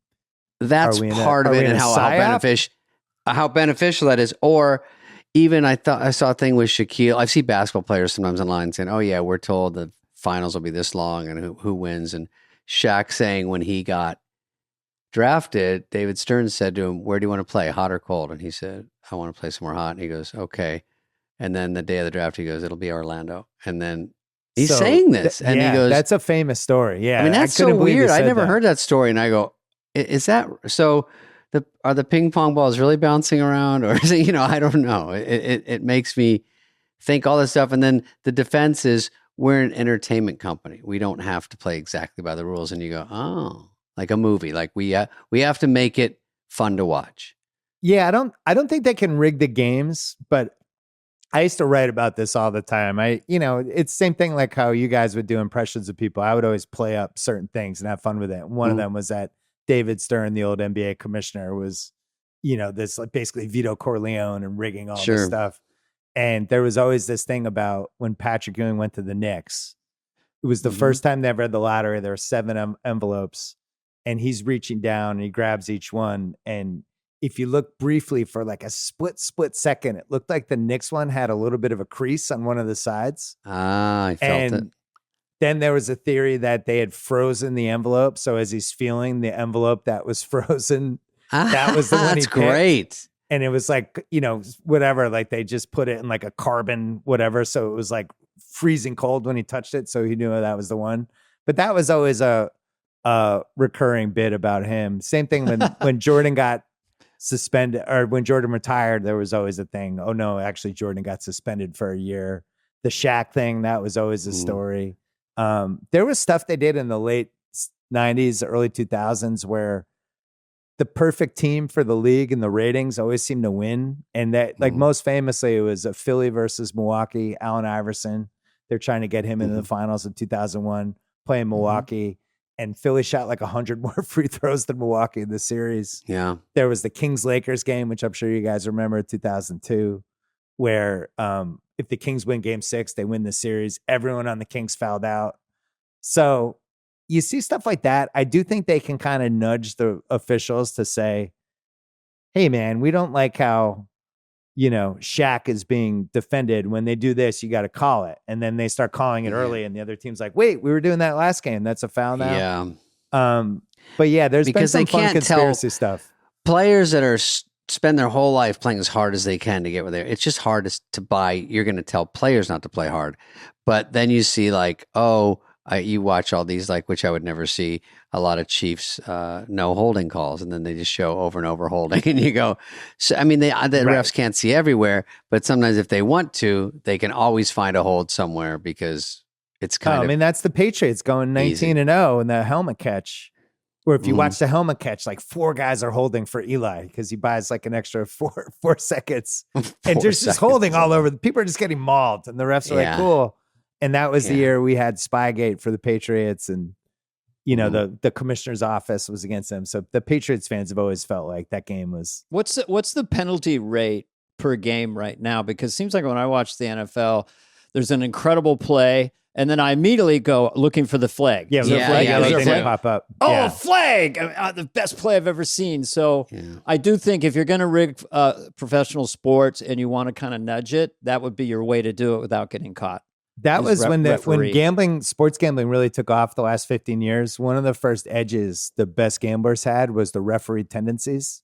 Yeah. And this was in NBA and NFL specifically, where it's like, oh, this team, they call more penalties, and more penalties means, this will happen. And this is the same thing with NBA. If somebody's more foul happy, then the over is going to hit more. And now all that stuff's kind of on the internet. People know it. But when they assign certain refs to certain playoff games, then people are like, oh, of course they assign that ref. He always calls it for the road team. And so that stuff's out there. I think it's fun. Some people take it very seriously. Well, when I'm losing millions every week on DraftKings, how'd you do in the playoffs, Spade? I do DraftKings, but I also do FanDuel. I get with some guys and do like fantasy or guillotine leagues or weird stuff like that, just to keep the fun going up until the end. And I do okay in those. I'm not that great. It's just it's a good time killer.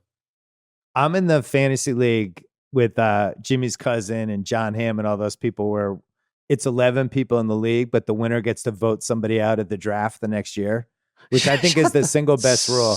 So we have to show up. Rude. We have to show up And then the guy who won's like, all right, Dana, I'm sorry, you're out. And you just have to get your stuff and leave.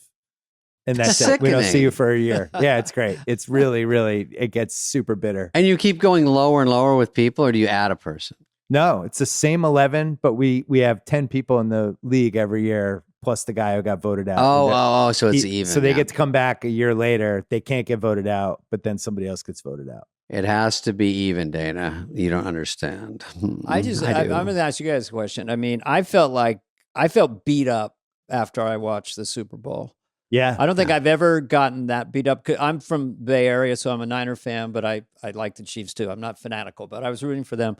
But there was some frustration and penalties, and and the way it ended, I was like, it wasn't satisfying. And if you're a Chiefs fan, I guess it was, but it was like that new fifth quarter. I wasn't paying attention to that. It'd never been in the Super Bowl. I wasn't new briefed rules either. for the overtime.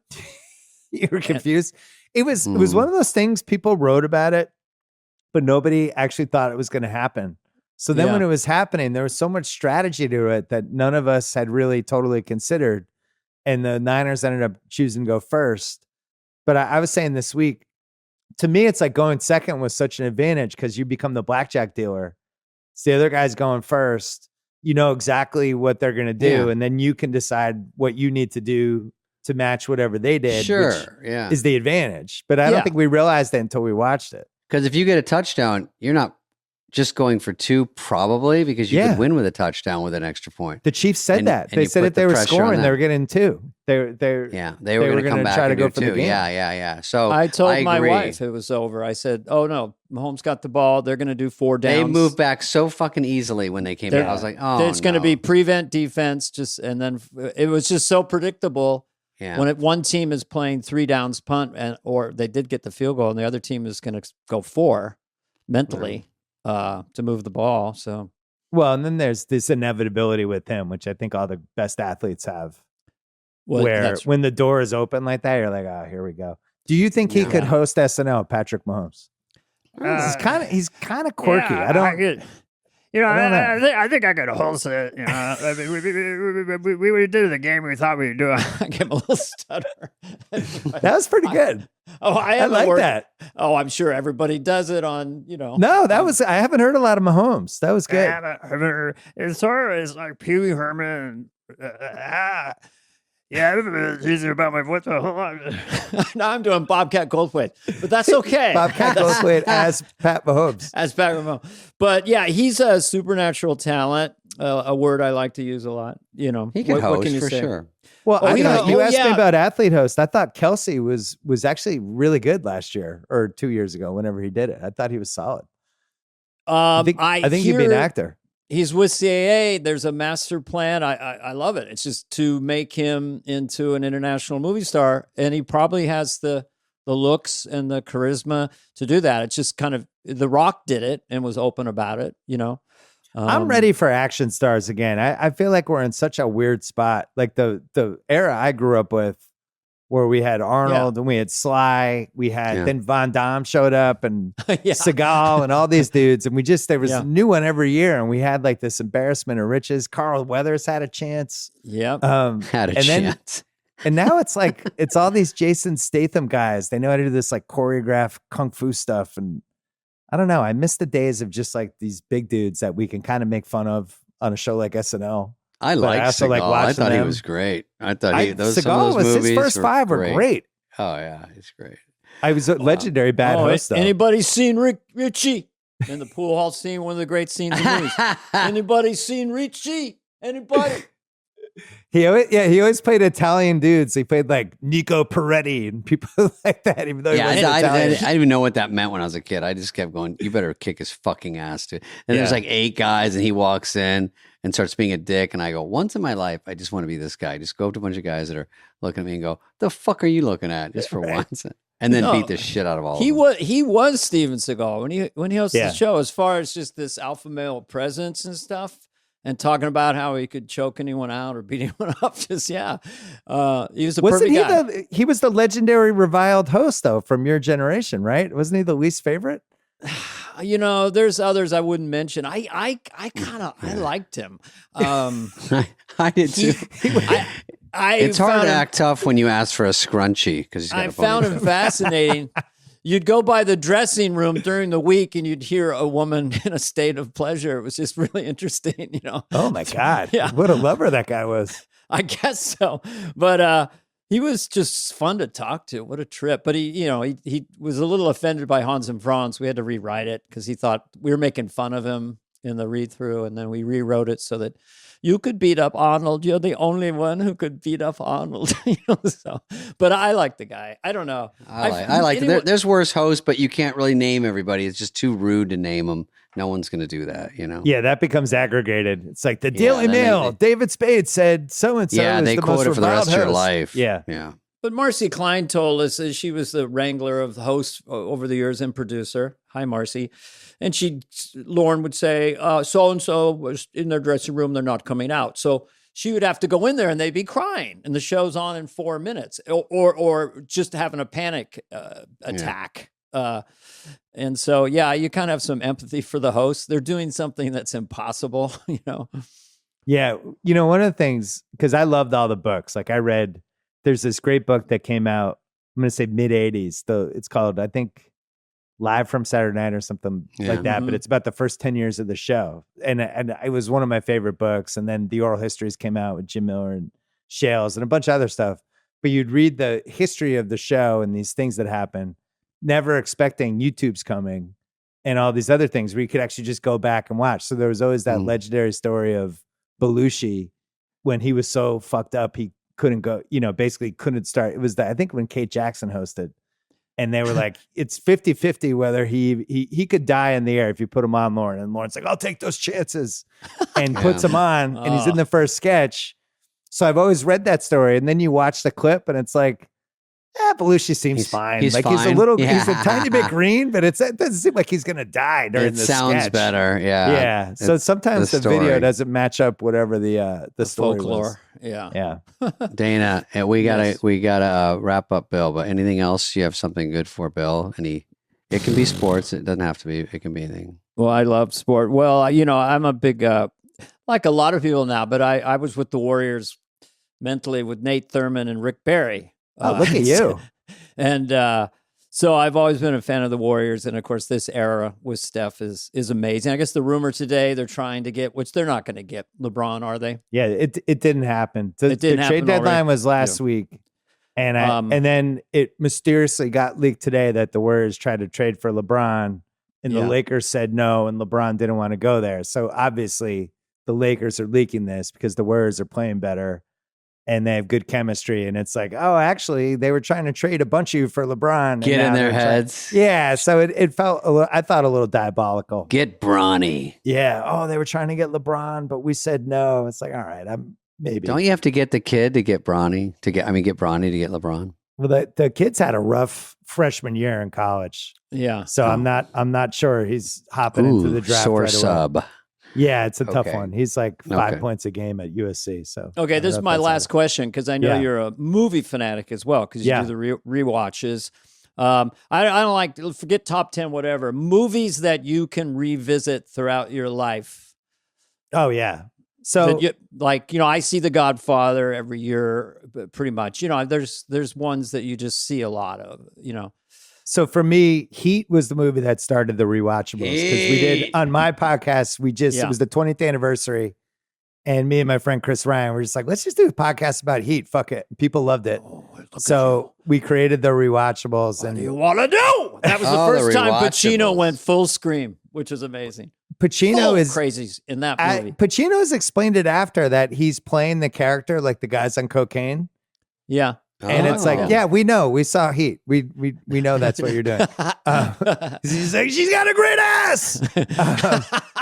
A great ass. But Heat's up there. Same time. Go ahead. And then Boogie Nights. The two Godfathers are on all the time now because I think Showtime has just stripped all their library except for the Godfathers, and they're on constantly. And I'm amazing. I just can feel like I can dive in at any time to those. Shawshank's a good one. Pulp Fiction. I mean, there's certain ones that just any science fiction in there. Not for me personally, but for a lot of people. I mean, there's a ton of comedies. I mean, Tommy Boy, I'm not just saying this because Spade's on this, but Tommy Boy has become the good thing about, especially when you get older and you have young kids and you can start showing them the comedies. Mm-hmm. It's got to be one of the first 6 or 7, because I don't know how old a kid has to be to understand Farley was one of the funniest people of all time and how funny that movie is, but it's probably like age 4 where you can like fat guy in a little coat. It might even be age 3, but you can just indoctrinate them in that. So there's a bunch of the rewatchable. Like, what about me in the window watching the girl at the pool? Were you watching that part? Maybe like fast forward. Is that cut out of? I think that's cut out on TV. So there's even Joe Dirt. There's stuff that's cut out, and I never know it. And then I go, so there's people that are seeing these movies with a couple of parts missing because it's so rough for TV, and I'm like, they don't even know those extra parts. I don't know. That's a bummer. One of the cool things now is like with YouTube and all these different places, like, Dana's show from the mid-90s, like, I don't know, 20 of those sketches are on YouTube now. That was one of those things where if you love that show and then it gets canceled and it's gone. There's no, unless you taped it on your VHS, it's gone. It's history. Yeah. And now kind of all that stuff has a second life, like shows like Freaks and Geeks. Yeah. You can dive in that. Larry Sanders, which Shanling was always like famously never wanted it on DVD. He was always like very prickly about it. And now like every episode's on the Max app, so you can. It's great. Nothing goes away now. We're all in. Nothing. We're all little Larry cyber bits we're next to Godfather, next to everything else. It's just all there. Could Airplane be made today? Yeah, I think the problematic ones, Animal House. Yeah. If you're talking about, is this movie canceled now? Which we talk about a lot on the rewatchables, like Animal House, Revenge of the Nerds, Porky's. I don't know how Porky's happens with women. Yeah. Yeah. I don't know how Porky's happened the first time. How you explain? Yeah, I don't even know how you explain it now, much less in '83. Fast Times at Ridgemont High. Yeah, but that's a good movie though. Like at least it's well written. Sean Penn is so good in that. Yeah. But yeah, some of the 70s, 80s. I think Airplane's fine though. I just think a really silly movie right now because the country's in such a bad mood. If that's just joke per minute, almost just physical gags would be a nice look. It's weird, the Airplane Naked Gun type of movie, which that's what we all grew up with. It just kind of is done. And then they would do the Top Secret and they would do the the rip-off versions of those kind of movies. But it was like 20 years of them. Then they made the Scary Movie franchise. Now nobody does any of those. Yeah. Yeah, never know. I don't know. That's my final question. All right. Thank you, Bill. Bill, it's been a pleasure. You guys are awesome. You hanging out with us. This was really fun. I forgot I was on a podcast or even hosting a podcast. So thank you.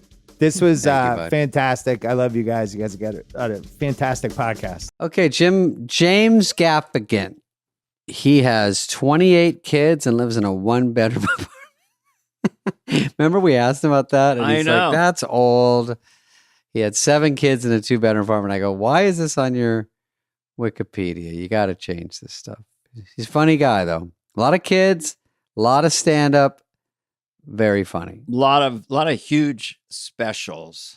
A lot of Grammy nominations. Mm-hmm. He really churns out those specials. That's hard to do.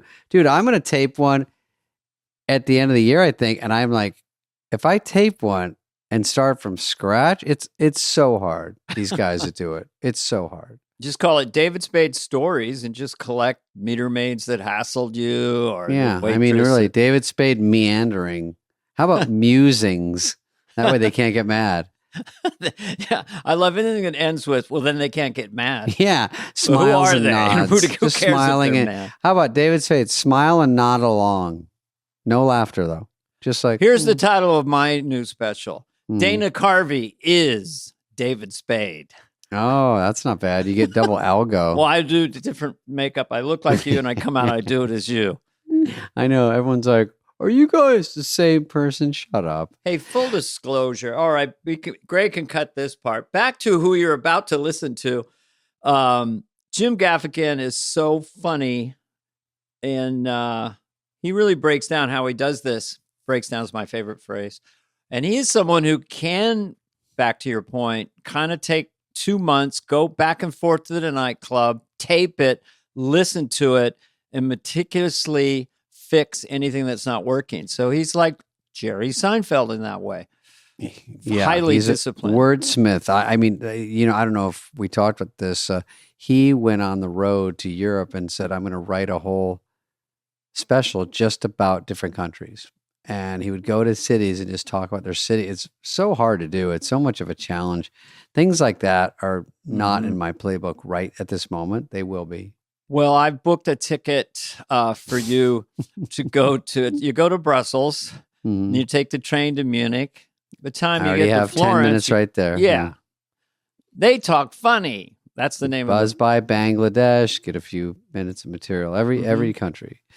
But Jim, anyway, in all seriousness, Dana, Jim, I saw him in Unfrosted, which was what he's talking about here, the Unfrosted Pop-Tart movie, Seinfeld's movie. I thought he did a great job. He has a huge part in it. He was hilarious in Unfrosted. Wasn't he? He was Very consistently incredibly funny in that movie. Yeah, I have to say, I cracked up at Unfrosted. It was so great casting. Yeah, great casting, tons of cameos. We'll talk about that with Jerry when he comes on. But here is Jim, a very sweet guy and a very hardworking guy. And one of our great stand-up comedians of the last many years.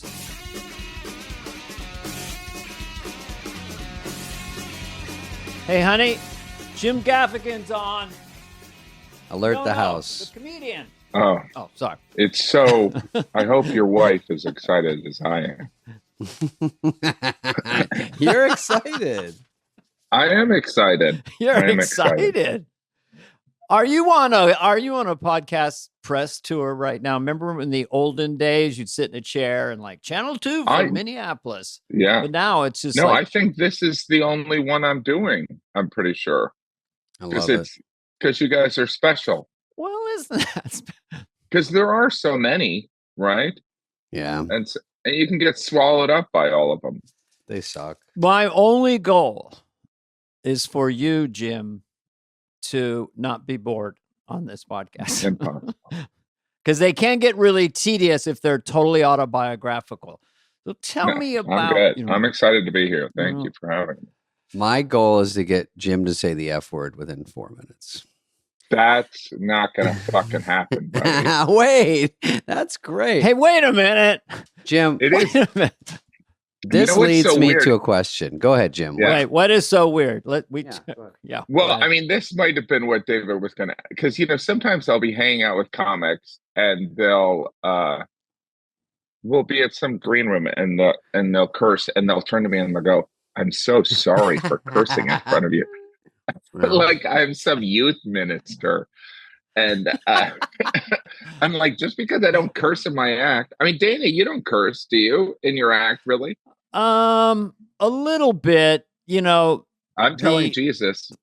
The guy who gets in my head sometimes is Jerry, because like him and Leno have these philosophies about stand-up. And Jerry's, one of his is like, if you can find a way to get the same laugh without the word fuck on certain punchlines. And there's bits I've tried all these different things and just never gets the same laugh. But that is kind of, I like if someone, like when I watch you, I don't think this is a clean comic. Never even occurred to me. Never even thought of it. Mm-hmm. It's just a guy doing funny shit. So I think swear words can be really abused and used, especially in nightclubs. I see young comedians, audiences boozed up. And if you just hit those all the time. So I don't even think about you as a clean comic, seriously, when I watch you, because I feel the bits are actually really sophisticated because I know how hard it is to write line after line. You have that skill set or that discipline to, I'm going to talk about this thing for 5 minutes and rotate it like Robert Klein, Seinfeld, Cosby, that. Jim Counterpoint. Oh, but is that still in your head at all? Like, he's the clean guy. He's like a minister. He has no edge. He doesn't say anything. Is that what kind of bugs you or what? I mean, I didn't read that. But. No, I mean, it doesn't bother me. There probably was a couple of years ago where it was, I mean, it's just, if there's an article about you, that's the adjective that I would get when, comedians just want funny. You know what I mean? Like, Yeah. that's the only thing you want, right? That's the only. Instead of leading with clean, they lead with. No, instead of leading with funny, they go, well, if you want to see him, he's definitely clean. You're like, well, we can jump to funny whenever you're ready. Yeah. Well, it's like, and family friendly is another backhanded compliment in a way. For that means county fair, kind of. Means the Muppet Show. A little bit. Yeah. Yeah. And it's the whole thing about clean. It's like we don't live in a society filled with so much cursing that people are like, I'm going to actually pay $30 to go hear someone not curse. Like, that would be a weird world. Amazing. He doesn't curse. Well, there's some money in. First of all, you're hilarious, and Dana, I will hit Jim up here and there. He's got more awards than Captain Kirk, in Star Trek. 6 Grammy Awards, 7 nominated for voiceover. So yeah, you do have that massive awards as well. Thank you. That's very nice. I have 1 Emmy. Whoops. That's cool. It's not 6. Are you up for 6 Grammys? Is that possible? No, I was nominated, but for 6 Grammys. But that's great. Yeah, no, I mean, it's strange, the whole awards thing, right? I just think that it means that people still recognize your name, right? That's where the nominations come in. But I don't not in this age of Chappelle, I don't have an expectation of ever winning any awards ever. It's Chappelle's world. We just there's yeah. I mean, I got important comedy, and there's stuff that I do. So there's sometimes if it's just like if you don't have a super angle, or your special isn't in front of no audience, or something very offbeat, it's tough to get attention for just being funny. And there's something you said, guys like you churn out so much money in so many crowds and just grind it. And I try to do too. I can't fill what you fill. I mean, Dana and I were just talking about it. You go out and do a place I do, but you do it for 5 nights, and it's such a hard thing to do, and it's such so hard to build a crowd. And then you do a special, and then a tour, then a special, and to keep churning out specials is so. To throw away an hour is so hard to me. Is it hard? I'm trying to get to a question, but I'm just saying you can answer that. I mean, keeping it clean is hard, but you're used to it. So a special, how long does it take you? Let's start with that. It varies. I mean, it's also changed so much, right? It used to be you would do one special, and then that would be kind of what a comedian would do, except for Carlin, right? It would just be. Mm-hmm. But I think that now we're in this age where people do consume so much stand-up. But to answer your question, I don't know. I just find it really rewarding. And it's something that I have some semblance of control over in the entertainment industry. Whereas like if I probably got more acting work, I probably wouldn't be putting out so many specials. But some of it's just kind of creatively fulfilling. And I mean, stand-up's so immediate. You come up with an idea, you can go on stage and then you can rewrite it and stuff like that. And some of it, I think, is just the habit of, I think I also get burned because I tour a lot. I get burned. I get tired of material too. So once it works, I'll kind of feel like I should put it away. You know what I mean? Yeah, that's hard to do for me. I did a special. You didn't know I'd be this ago. entertaining. No, I like it. Actually, our audience loves this, and I do too. Okay. I'm fascinated by, like, do you at this point or recently, can you, like, you're in a room, you come up with an idea, you're sort of sketching out bullet points for laugh points, but it's kind of unformed. Can you feel like you can get it closer to the finish line before you put it in front of an audience? Or is it the same thing of like all the surprise the audience will tell you? Because you have a voice and you have a rhythm and you have a sensibility. So it seems like it's is it slightly easier to write for your character in a sense, unless you step outside the lines with Dark Pale, where you went, you challenged your fans a little bit. Yeah. That one, which I thought was cool. Oh, thanks. I would say that it's different, right? I mean, as you guys know, like sometimes the whole thing just comes out of your mouth, particularly if I'm complaining about my kids. That's I'm usually kind of remembering how I was complaining about my kids to a friend, and then I would say that on stage. But then there's some where I really kind of tinker with the material if it's more observational, kind of mundane things. But it's it's I don't know. Some of it is like I love the process so much, and every stand-up has such a different way of going about it. Like I wish I was one of those guys that could just go on stage and talk about things that he feels about things. But I don't think that I talk normally in complete sentences. Like there's a lot of knows and stuff like that. So I have to write and rewrite and land with a noun as opposed to a verb, stuff like that. Right. Yeah. It's work to get a bit, to go from, you hear about songs that get written and they're like, this great song, one of the Beatles wrote in like 10 minutes.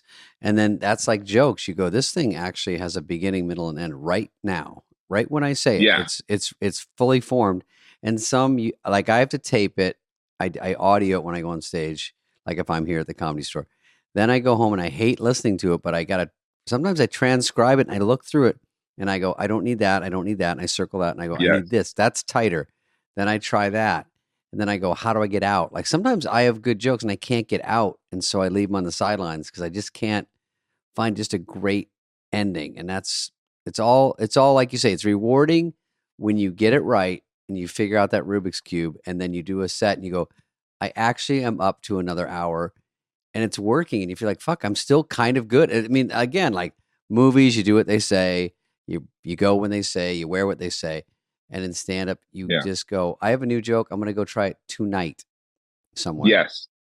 Yeah. Can I ask both of you guys? Yeah. Sorry, go. I just want to ask both of you guys a question because I find, and other people find there's a self-loathing aspect to listening to yourself back. Sucks. Yeah. And it's like, God, am I bad? And it's painful. But the great comics do listen back because there's so much there. How do you do that? Both of you, do you kind of skip over? Okay, I know, I remember that section went pretty good. Now I'm in the section that felt bad.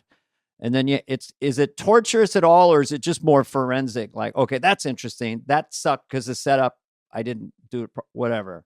Because I have a horrible time listening or watching myself on TV. It's grotesque. But I think it's getting numb to that self-loathing, and also... I mean, some of it is I sometimes comment on how repulsed I am by myself. But, so that alleviates some of that. But I think that, I don't know. I think it's just kind of the never ending kind of puzzle of it that I find rewarding. Because sometimes listening back, I'll be like, oh, I should have done this, or I'll hear, oh, I was mumbling too much. And then, of course, for me, it's like sometimes I'm so dumb. Like, I'll just forget the intention behind the joke. Like, I'll hear myself say it, and I'll be like, yeah, that's not the point of the joke. No wonder it didn't work. But I do think there's so much value, and this is going to sound kind of corny, in like the different types of laughs, right? So there's the super hot audience and I mean attractive. No, but the super good audience that's laughing at everything. But when an audience where it's sometimes working the material, you can figure out, like, so this segment of the audience or this demographic might interpret what I'm saying in a certain way that I'm not intending. Do you know what I'm saying? Yeah. I mean, do you guys ever encounter that? Like, I have this joke right now that I'm kind of working on that where I talk about, um, putting a man on the moon and how we're going to Mars. And it's like, we put a man on the moon 54 years ago and we never did that since then because we never put a man on the moon. And so that's not even the thing that's interesting to me. The interesting thing to me is that it brings up such a whirlwind of conspiracy among the audience and emotions that there's some people who are like, we didn't go to the moon. And then I know them. And then there's some people that are like, it doesn't matter. And then some people just appreciate it for the observation that I'm making in the joke. And it's so like you accidentally bring up something that changes the mood in the audience or sets an expectation. Right. They're thinking of their thought about it. They're not laughing. They're going, wait, does he mean we never went to make it funny? Here's an observation I had about that, and I assume you would not use it, and I don't think it's that profound. But when I meet people who say we didn't go to the moon, sincere college-educated people, and I say, well, if we didn't go, if we faked it, that's a bigger accomplishment than actually putting a man on the moon. It's because I've hung out with Buzz Aldrin. He's Brando. I flew 5 hours on an airplane with him. So he's genius at how the thousands of people who kept this conspiracy together. But I don't know if there's funniness in them, their hills, but.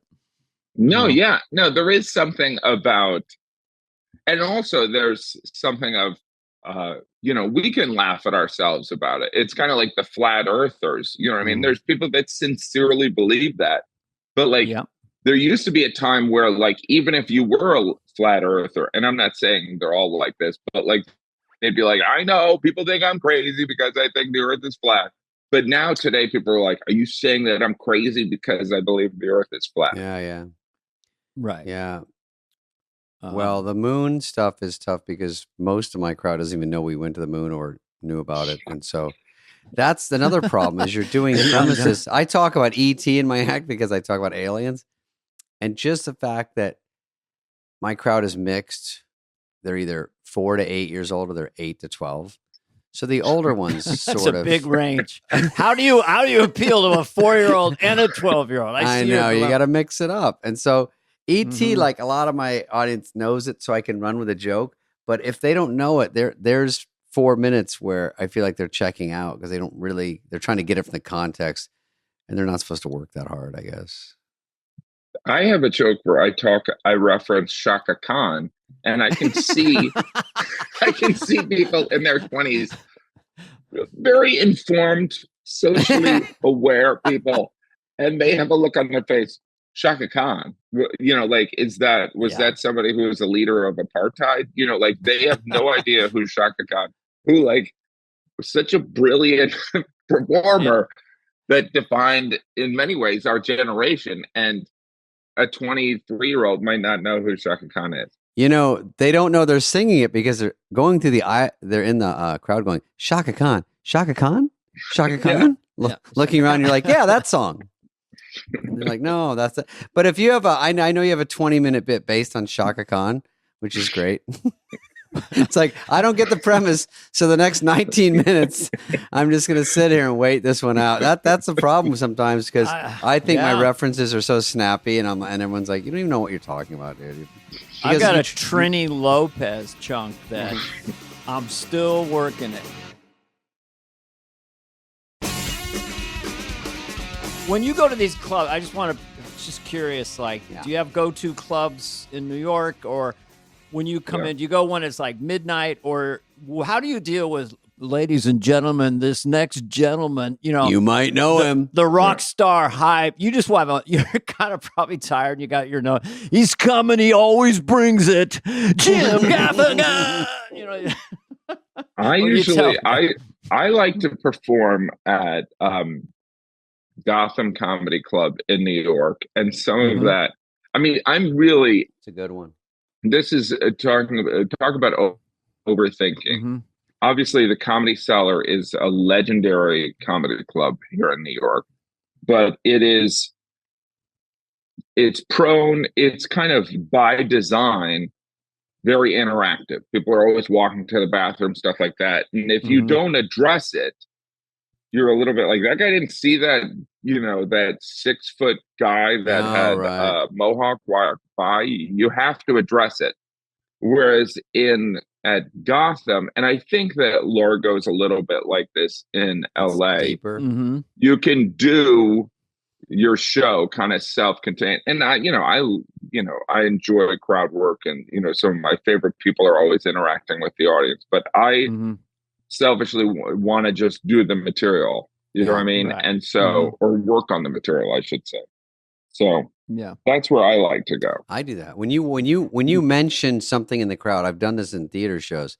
You mention one thing and then it might get a laugh. Plus, it's always risky to leave your act. People don't know this. When you leave your safety of your act, you don't know if they're going to answer the right way or you're going to come up with something.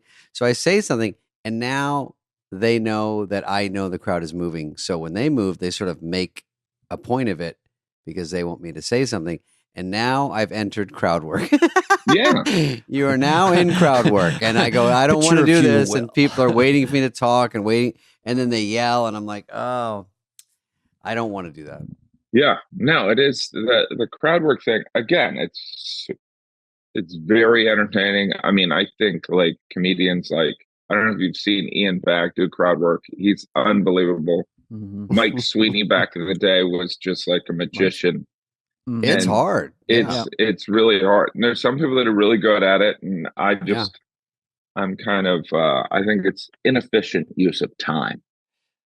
That's my thing. I look a little bit like a college coach here. I like that coat you have on. That's kind of You're cool. not actively coaching somewhere? Because I'm not coaching this year. Your kids. Okay. You look more like an umpire than a coach because you have a black hat with nothing on it. It's just black.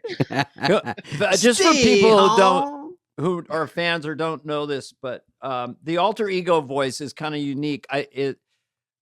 For someone who's as big as you, I don't know of anyone else who has that companion that's so integral, and really the conceit of it is brilliant because obviously you're always letting everyone in on there's no elephant in the room. You completely pop the bubble.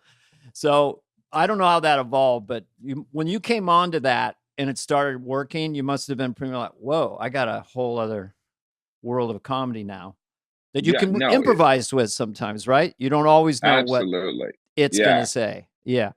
And it was very much, I'm a slow talking Midwesterner. So when I look like, I could be John Tesh's brother. So by the way, now people are like, who's John Tesh? But when I would go on stage in the early 90s, I was this very white bread guy and slow talking. So I found if I just kept talking and or even kind of spoke for them, I could get ahead of any possible heckling or snide comment. And it's communicating self-awareness, which I think is always beneficial. But also the improvised element always helps a lot. And some people get really sick of it. And, but I also feel like it's one of those things where you can change your point of view on a joke. So like if I have this point of view where I'm very positive of something, if I'm taking the voice of someone in the audience, I can take an opposing view. It's a little secret. It's good. Smart, yeah. And it's very high and whispery, but it's not really, I don't even know if it's a man or a woman. It's sort of, people used to say when you do the church lady, people used to say that to me. When you do the church lady. And I'm like, I'm not doing the church lady. No. High voice. I was, the first time I used that voice before I attached church lady to it was when I'd go on stage. David had this problem when I was 21 and I'd hear people gasp because they thought I was 15. This is before life beat me up, but I really look young. And so I would go, well, apparently we let little children onto the stage. Oh, yeah. So that was, but then it became the character. But they're very different in rhythm and in intent. That's just funny how people connect things like that, you know. And some of it is, I remember, I used to do these characters like in the early 90s when there was downtown, everyone's doing characters. Danny Hawk does characters. You know, there's every 5 years, there's somebody doing characters, you know.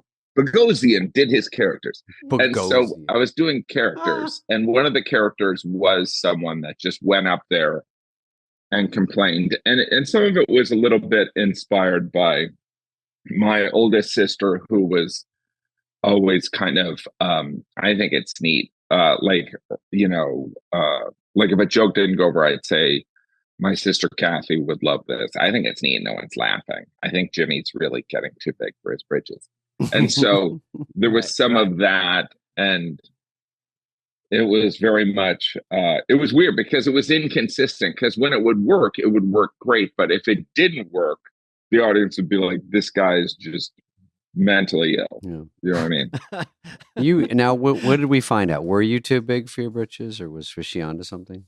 I was. I still am too big for my britches. Did you do it? What does that mean? I don't know. I read you did small. You did impression. Yeah. That's all. I don't know where figures of speech come from. There's 20 minutes right there. I used to do Norm, our sweet Norm McDonald. They say a penny saved is a penny earned, right? And that's 100% return. You know, it's more like a penny saved is like maybe 10 cents earned or something like that. But anyway, that was. I used to think, it'd be fun to have Norm do all those what do you call them? Figures of speech. They say the apple doesn't fall too far from the tree, but really depends how high up the apple is, and so then you kind of win, right? Crowd rolling in aisles. We love Norm.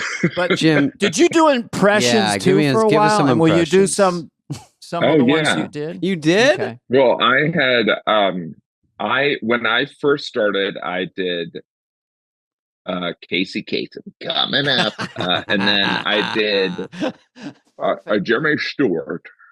Your money's in bills. It's like now it just sounds like I'm doing impressions of Dana's impression.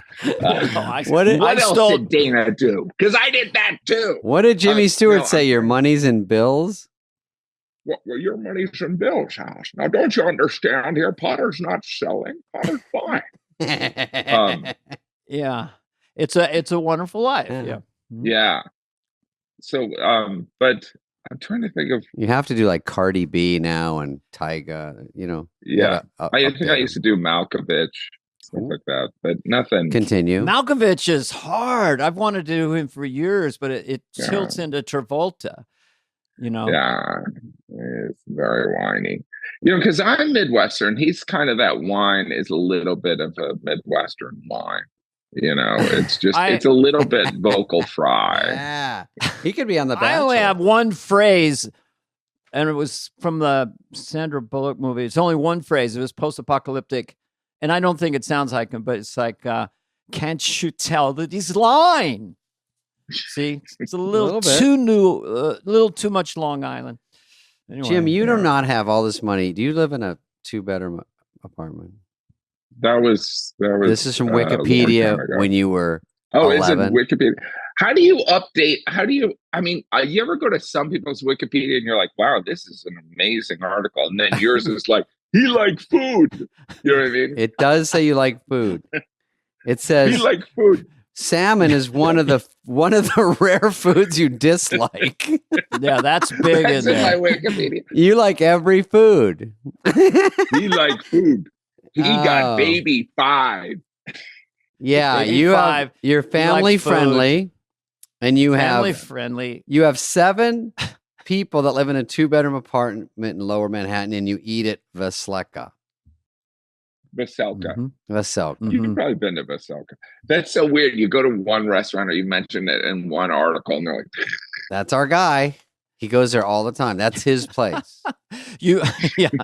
You once got Paul Reiser in a headlock. Some of these aren't real, but some are. We're just going to give you. Now it's turning into that what's that show? Um, Comic coming up. What's that called? Coming up. He's a billionaire now. He was on Real People. Coming up. Bill Byron Rafferty? Allen.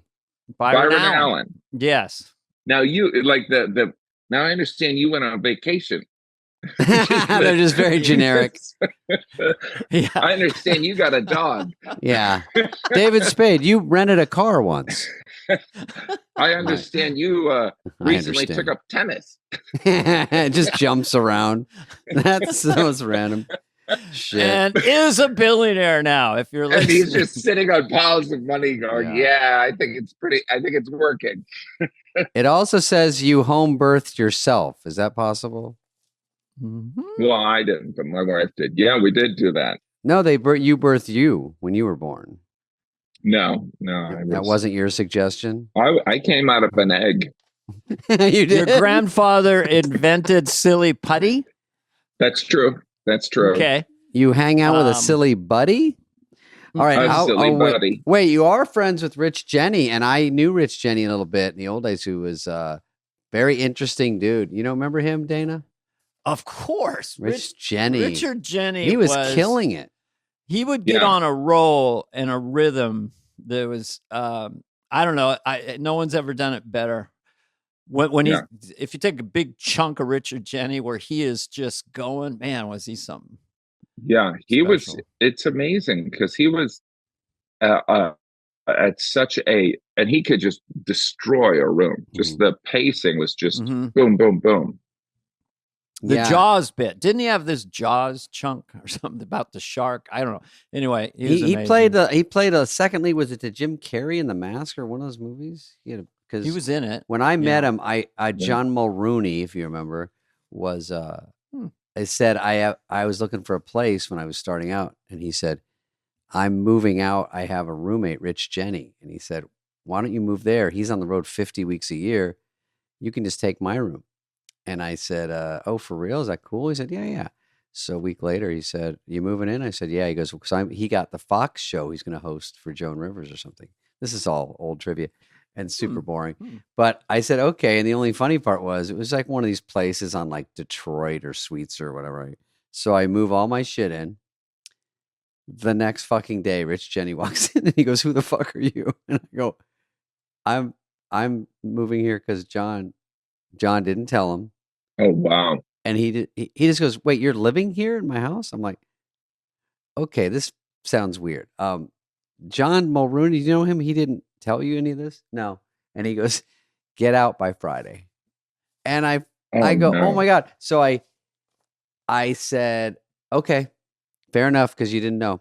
So I found another place. And by Friday, he goes, you know what? I like you. You can stay. And I go, I'm already moving. Oh, okay. I know. We got along. And then we stayed friends because obviously he was thrown by that. But he was great. Speaking of great stand-ups, I want to know if this is true. Wikipedia page. Jim, favorite stand-up, the best stand-up of all time is Richard Pryor to you? Yeah. Or is that made up? Okay. No, I think that's pretty true. If you, and I would never disagree with that. If you look at Long Beach, you can't fight just that special, because he operated on so many levels. Like he was an actor, he's a sketch player, and he'd do the character, hey, come here, kid. And then he'd also just have brilliant things to say. The interesting thing about that special, for people who want to check it out, is that there was an opening act and the crowd had not even come back into the theater, and he just comes out and starts his act. It was the coolest way to ever start a special. But anyway, and that was his special. Yeah. And I think he was opening for Patti LaBelle. That was it. Yeah. So you speak about him. I don't wait. His special was opening for someone. Yes. Yeah, that's in awesome. Long Beach, and it starts out kind of slow, and then it just builds to all this, whatever you call Richard Pryor-ism. Did you ever meet him, or did you? No, I never met him. What makes you say that? I mean, what's your take on him as a stand-up? I think some of it is I think that he had this unique ability to it's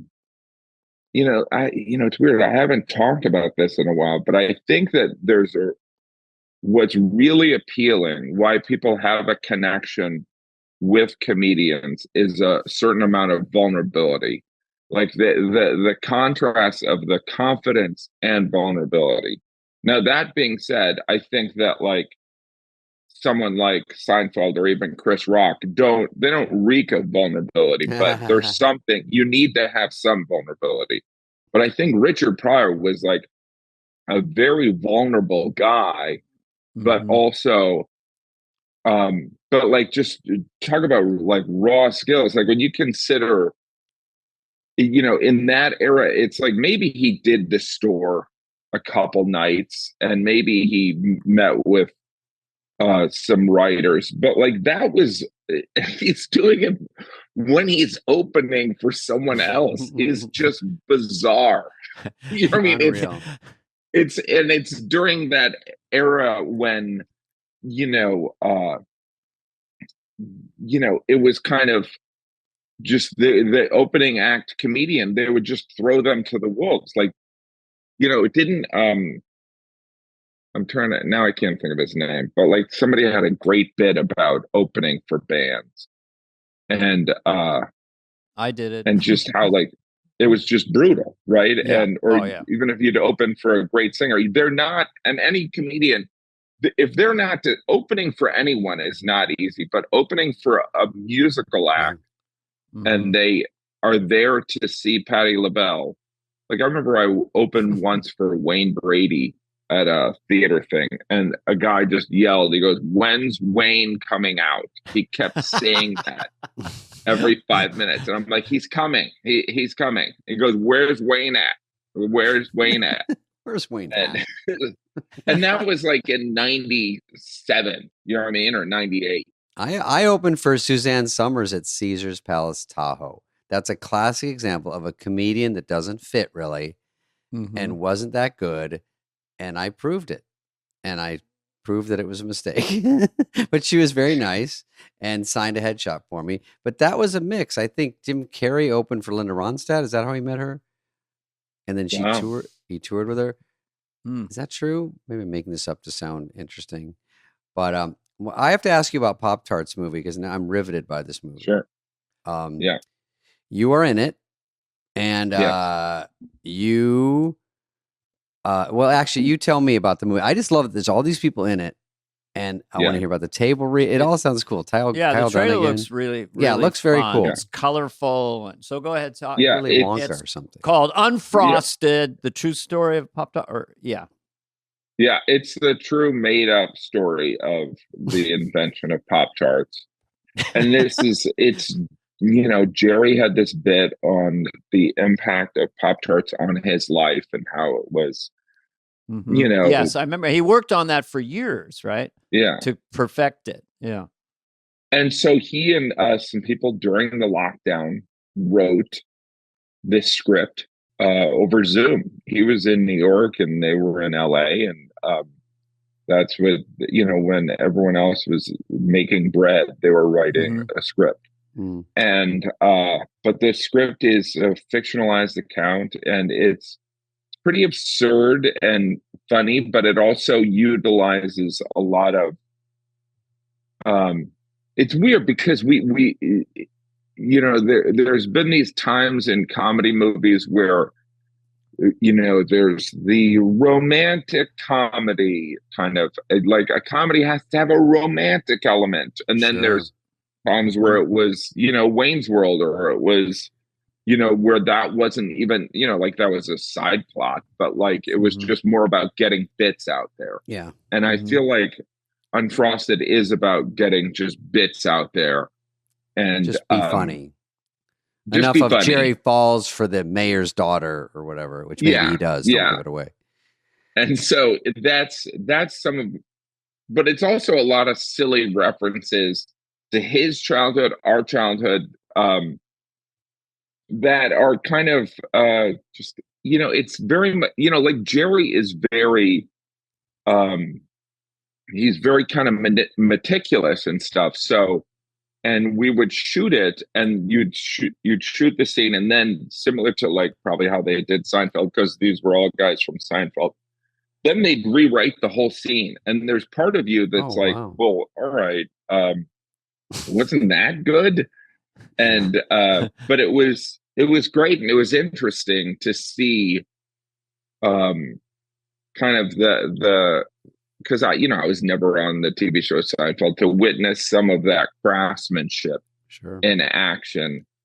And it's just like, but it's, there's also something about this, almost goes back to, stand-up comedians. Like stand-up comedians, we go on stage alone with a microphone. And so we have this absolute control. And so and I don't know if Adam Sandler's like this or whatever, but like then they get on a set and they're kind of like, all right, you're going to say it like this, you're going to say it like this. And that's not necessarily bad, but because they have the heart of a comedian, they're like, this is how it's going to happen. Whereas like in an indie film, you're like, well, the moment of the scene informed me to do something else. Whereas with a comedy, it's like, we got to get these bits right, and we have to service the humor of this, which was it was really interesting to do that, and also make them look thrown away and not thought out, but thought out,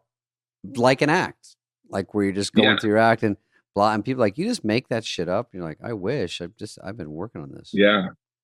Jim, I'm just curious, like Jerry as a director, and it's the first time he's directing. Oh, he directed and I know it. That's right. Okay. He's like, because of Seinfeld, it's like a group, but Jerry is the official director. So between takes or after the rewrite, do you see Jerry laugh? Because Jerry's a good audience. Like he really likes to laugh. It up, And then he comes into you, and how does he decide to adjust it? Does he give you an example? Does he tell you intellectually why? Or does he say, I like what you do there, speed that up? Or how does he direct you? If you can.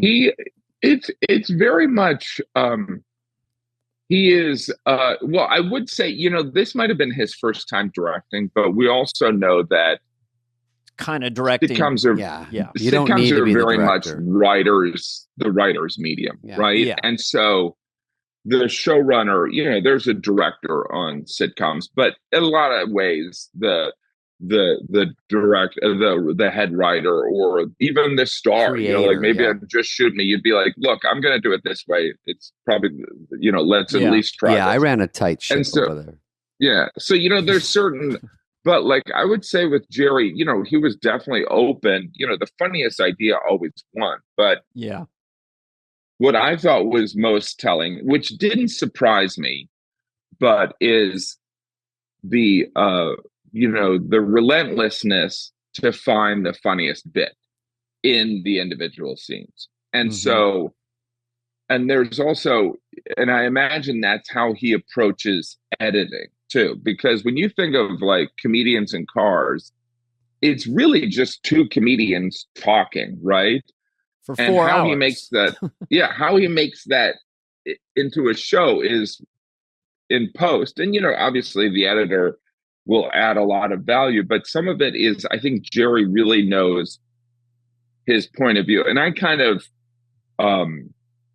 what I really appreciate about like Seinfeld or Chris Rock is their core beliefs about their comedy, or their beliefs in comedy. They're set in stone. Whereas I think most logical people will be like, is this funny? You know what I mean? Like, that's not to say that Jerry or Chris wouldn't say, oh, I thought that was going to be funny. It's not going to be funny.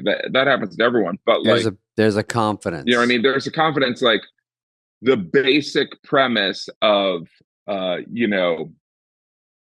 of their kind of philosophy on comedy is unshakable. So like Jerry's like somebody who doesn't engage in, like comedians, we love to complain or gossip, and Jerry's just like, no, I don't do that. And so it's kind of, it's true. So, he's very zen in some ways. Yeah. So like, I'll give him shit. I'm like, because you're a robot, because you don't have emotions, and I'll give him shit on that. But like some of it is really inspiring. And so he doesn't get caught up by emotional distraction. And I even see that Like I remember one time at the store, I saw Chris Rock go up, and this was probably 15 years ago. What's up? And he did like 10 minutes, and he probably got laughs the last 2 minutes. I would have been a puddle on the floor, just shaking. He just walked off, and he's like, "Hey, how you doing?" It's like there is something about that that conviction around your beliefs or the belief in your process that they both have that is really impressive. I like being around a group of comedians, and in Saturday Night Live, you get comedy writers. And normally when the frequency is pretty narrow as to what's funny, like everyone's kind of jiving in on a script, seems like most of the time, everyone, when the right idea came up, oh yeah, we're doing that. Yeah. And everyone would agree. Table rewrites on sketches. Comedians have instinct. They've been around a long time. And so normally it's like, oh yeah, we got it. So that you probably had that esprit de corps on Pop-Tarts. Now it's going to be, where is it? Is it in theaters or it's on Netflix, right? Netflix. How do you get Netflix? What's that about? No, Netflix anyway. is this new streaming platform. When does it start? It's run by Ted Sarandos. I think it's May 3rd. Okay. And I can't do May 3rd. I can watch it on the 9th. You can, you know what? You can, there's this thing. I won't be there opening night. Okay. You can download it and watch it on a plane. How is Kyle Dunnigan? Did you see him over there? Were you working with these guys? Or? Oh my gosh. Kyle Dunnigan, I think he plays like 3 parts in the movie. Does he play Carson? He's so brilliant. He plays hysterical. Carson. He plays Cronkite? Walter Cronkite, and I think someone else. I saw Bill Burr as JFK is very funny. Is that what it is? He's got a hairpiece on. You're like, hey, that's a pretty good JFK. And then you realize it's Bill Burr. You know, this movie has a big curiosity factor, too, because there's a lot of good people in it. Melissa what do you McCarthy. do in it, by the way? I play, I'm Edsel Kellogg. I play the guy who Jerry works for me. I'm kind of a Nepo baby within the Kellogg family. And when we were going through, because, I obsess on things. So there'd be table reads and I would do research on the Kellogg's family. And I'd be like, because, it's crazy. Some of the Kellogg's, the starting idea, they created this cereal so people would stop masturbating. It's like bananas, right? I did not know and that. I would bring that up to Jerry and Spike, and they'd be like, yeah, we're not bringing that up. We're gonna, you know what I mean? So we're going for the funny here. We don't need your kink brought into this, Jim. So this is where, is it Spike Firestein? Yeah. Yeah. Okay, great. They work together. Oh yeah. Nazi Soup Kitchen, I think it was Spike or whatever, but yeah. So also we were told, which I think is a great name, Father Time. I was going to ask you about Father Time. Precious batch Kentucky straight bourbon whiskey. Yeah. Jim, you're involved. Explain the name of the bourbon and how you came about. I think it's Father Time. Father Time. Did I say something else? No, there's Father Time and there's Father. No, so it's Father Time. It's Father Time. Yeah, but it's Father Time. Father Time. So you get both. Yeah. I thought there weren't enough people in the entertainment industry with their own alcohol. Yep. So that's why I did it. No, the story behind it.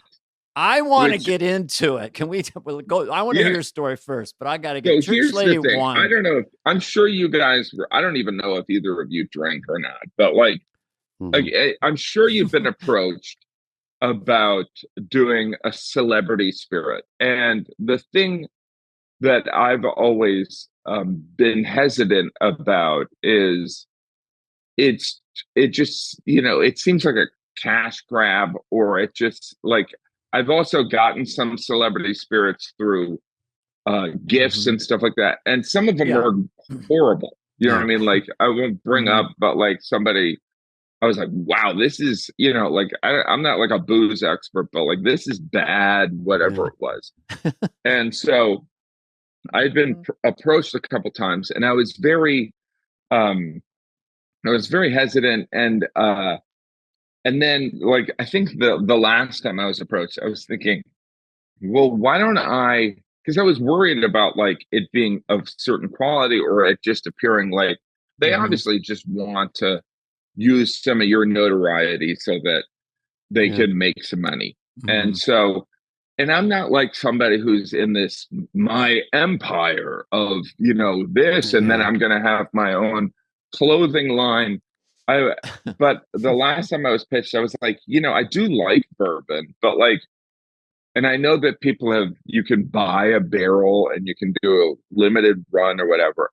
And I thought, well, I've got this buddy from college who lives in Louisville. Maybe he knows someone where we could do something like that. But I don't want some big spirit company or I don't want it to appear like a cash grab. So essentially what ended up happening is I ended up selecting this bourbon. I paid for all of it myself. If we sell all the bottles, I'll probably break even. But in some ways, it was just one of those things it's fun. And I drink bourbon, so I wanted to do it. And I named it Father Time because, I have 3 teenagers now, and I never really, growing up, I would see my dad drink and I'd be like, why does he drink? And now that I have teenagers, I know why he does. I got it. Of course. So, you know what I mean? So it's weird. It's kind of, again, it's also, a creative outlet for me. And I don't think that I'll, it's not going to make me money and it's not going to be in stores or anything like that. It's just one of those things that I knew that I could do some hopefully humorous social media posts and get through this limited supply of bottles. Right. But it is more complicated than I thought. You're like, people, I'm not even selling it and you can't even drink it. But other than that, it's very limited. Let me ask you a question. Only at your house. It seems like the first thing you would want to do, Jim, is make sure that the product was great, because that gets away from money. Absolutely. Who did you find that could kind of go, oh yeah, this is a great bourbon? And yourself, you have to like it. And yourself, but there are people so steeped in it that they would probably be able to tell you. Well, I reached out to my friend from Louisville, who I went to college with, and I stayed. And I was like, and the subject of the email was like, crazy idea. Do you like bourbon? How much do you know bourbon people down there? Mm-hmm. And he was like, I do like bourbon. I know some people. And so he does indie films, and he had done like a bourbon for the Louisville Film Society. And he said, it can be done, but like, it's, it's not, you're not going to make money on it. You're, if you want to sample it, you're going to have to come down here and we'll ship you stuff. So I sampled a lot of bourbon, which is what I would want to do anyway. And then I did go down to Louisville, and I have, 3 brothers. So they flew down and we used it as kind of like a brother trip where we tasted bourbon and just ongoing research about just, this, because I always imagine, like when I would say 10 years ago, if I drank, it would be a beer, because, hard liquor, I just felt like I was pretending to be a grown up. Right. Or if I was, let's act like we're in a Tennessee Williams play by having an old fashioned, like it just felt false. But now, because of my children, I need the alcohol. That's my opinion. So if someone wanted to purchase a case of this or whatever, what do they do? FatherTime.com, or how do they find it's this? FatherTime dash or hash bourbon.com. Okay. But it's FatherTime, one word, dash bourbon.com. Yes. Lowercase, whatever. I like dash. But I literally had to go and buy, Oh, it's dash. It's dash. We looked it up. Get the get the website and everything. It's one of those things, and my wife's like, "What are you doing?" And I'm like, It's just kind of like It's a fun. nerdy project. Yeah. I'm doing my bourbon, And again, I like that. Is there something, because the label looks cool? Let's just assume Yeah. it's a super quality beverage, and your limited run you do with this. There's always the possibility. I don't think that's your motivation. It's like a novelty, fun thing, but that it just sort of, the feedback is like humans love it and want more of it. Then all you do is wave your wand and say, okay, make more. And I mean, so that's possible, but you're not even thinking, I don't want a future trip. Like, it's not a disappointment if that doesn't happen, but it wouldn't stun me. Yeah. I mean, look, that would be great, but I think that even being pitched by these people that were doing these celebrity spirits, it is a real long-term thing that people are looking at, and it's getting into stores and stuff. Like, if someone approached me, I probably would be open to it, but I also, again, I'd probably care more, and this sounds really sincere, but I wouldn't want it to be crappy. You know what I mean? Yeah, so I it's totally not, do you know what I mean? I'd want it to be good. Like it's not cheap, and the reason it's not cheap is because I made sure it's a cool bottle and it's a cool stopper and a cool label. And so, but I mean, if I wanted to, I could have made it cheaper, but I think I've eliminated risks of it being bad. You know what I mean? And so and also the people that are, because it's a blend of, you pick 16 barrels of this and all that. And, it's also getting the right people to mix it together and all that. That's what the scientists say. So it's a big, it turns into, if you really want to sell it, some people dedicate 24 hours a day because it turns into such a big, but you got to get it in stores. You got to fly over. So it's probably harder to do that anyway. And you already have a full-time job. Yeah. And by the way, we all know so many people that have, that's why I'm kind of like, yeah, if it came up, maybe, but like, I know people that have done it through the spirit companies, and it doesn't go anywhere anyway. So I'm like, this is just kind of for me, and I'll send you, I think I already have, David, I don't know if you drink, but I was going to, but I'd love to send you one. He drinks. I invested in one and it took a shit, so I know that side. Really? Yeah. Well, it was a horrible title for vodka. Took a shit vodka. I was against it. No, completely. Dana, it was called shitty vodka. Shitty vodka. See, that's I thought it was. I thought everyone would get it. Joe Dirt whiskey. Oh, Joe Dirt. Was there Joe Dirt whiskey? No, it should. No, but there should be Church Lady Chardonnay, sinfully delicious. Good night. Yeah. No, Jim, I wasn't the founder of it. I was just brought in and then jumped on a trend, all the wrong reasons, and also to help out a friend. And then it just kind of, money evaporates, everything goes quiet. Yeah, Phones and that's don't why get called back. It's me. It's this thing is literally me and another guy, and the money's all. It's like he put in some money, but it's mostly my money. So there's, but it's really like all the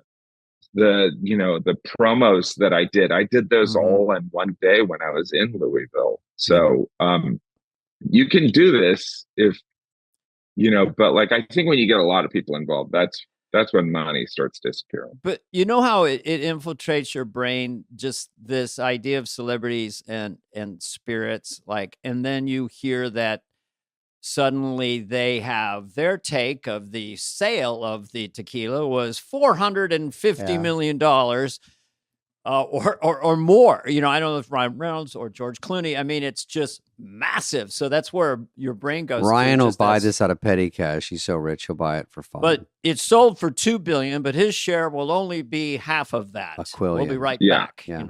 But that's not your intent. Yeah, I kind of assume those days are done. Over. Like I do think that people will. I mean, if you are into bourbon, which I'm a little into, you end up kind of being a collector of like, oh, now I got Blanton's, now I got Pappy's, And does this Buffalo Trace different? It's like how an alcoholic rationalizes things. Yeah. But it's fun though. I do think that, it is going to be a cool bottle that would be cool. It's like men with their man caves. It's a good man cave kind of thing. Yeah. Dan Aykroyd gave us his skull of his Aykroyd loves it too. Crystal Skull vodka. That's a cool bottle. Yeah. It's incredibly cool. You never want to open it. It's just it really sits on. I put one right in my house, of course. Yeah. It looks cool. It's Danny Aykroyd. And it's not empty. I held it up. It was very light, but it's not empty. Yeah. Well, Jim, thank you for talking to us. It's always fun to talk to you. Jim Gaffigan is here. 10 specials and counting, I think. Mm-hmm. Keep them the going. Most prolific, considered one of the best stand-ups of our generation. I don't know. I don't want to make a list. I don't know where to put him, but I'd say one of the very best stand-ups of this age group. I'm a little older, but I like what you young people are doing. Yeah. He's been our guest today. Father Time is the beverage. Unfrosted is the movie. Yes. And Jim Gaffigan is our guest. Was our guest. Yeah, thank you, Jim. We'll talk to you soon, Jim. buddy. Thanks so much, you guys. Pleasure. Great Enjoyed chatting it. with you. Appreciate Enjoyed it. Take care. Thank you.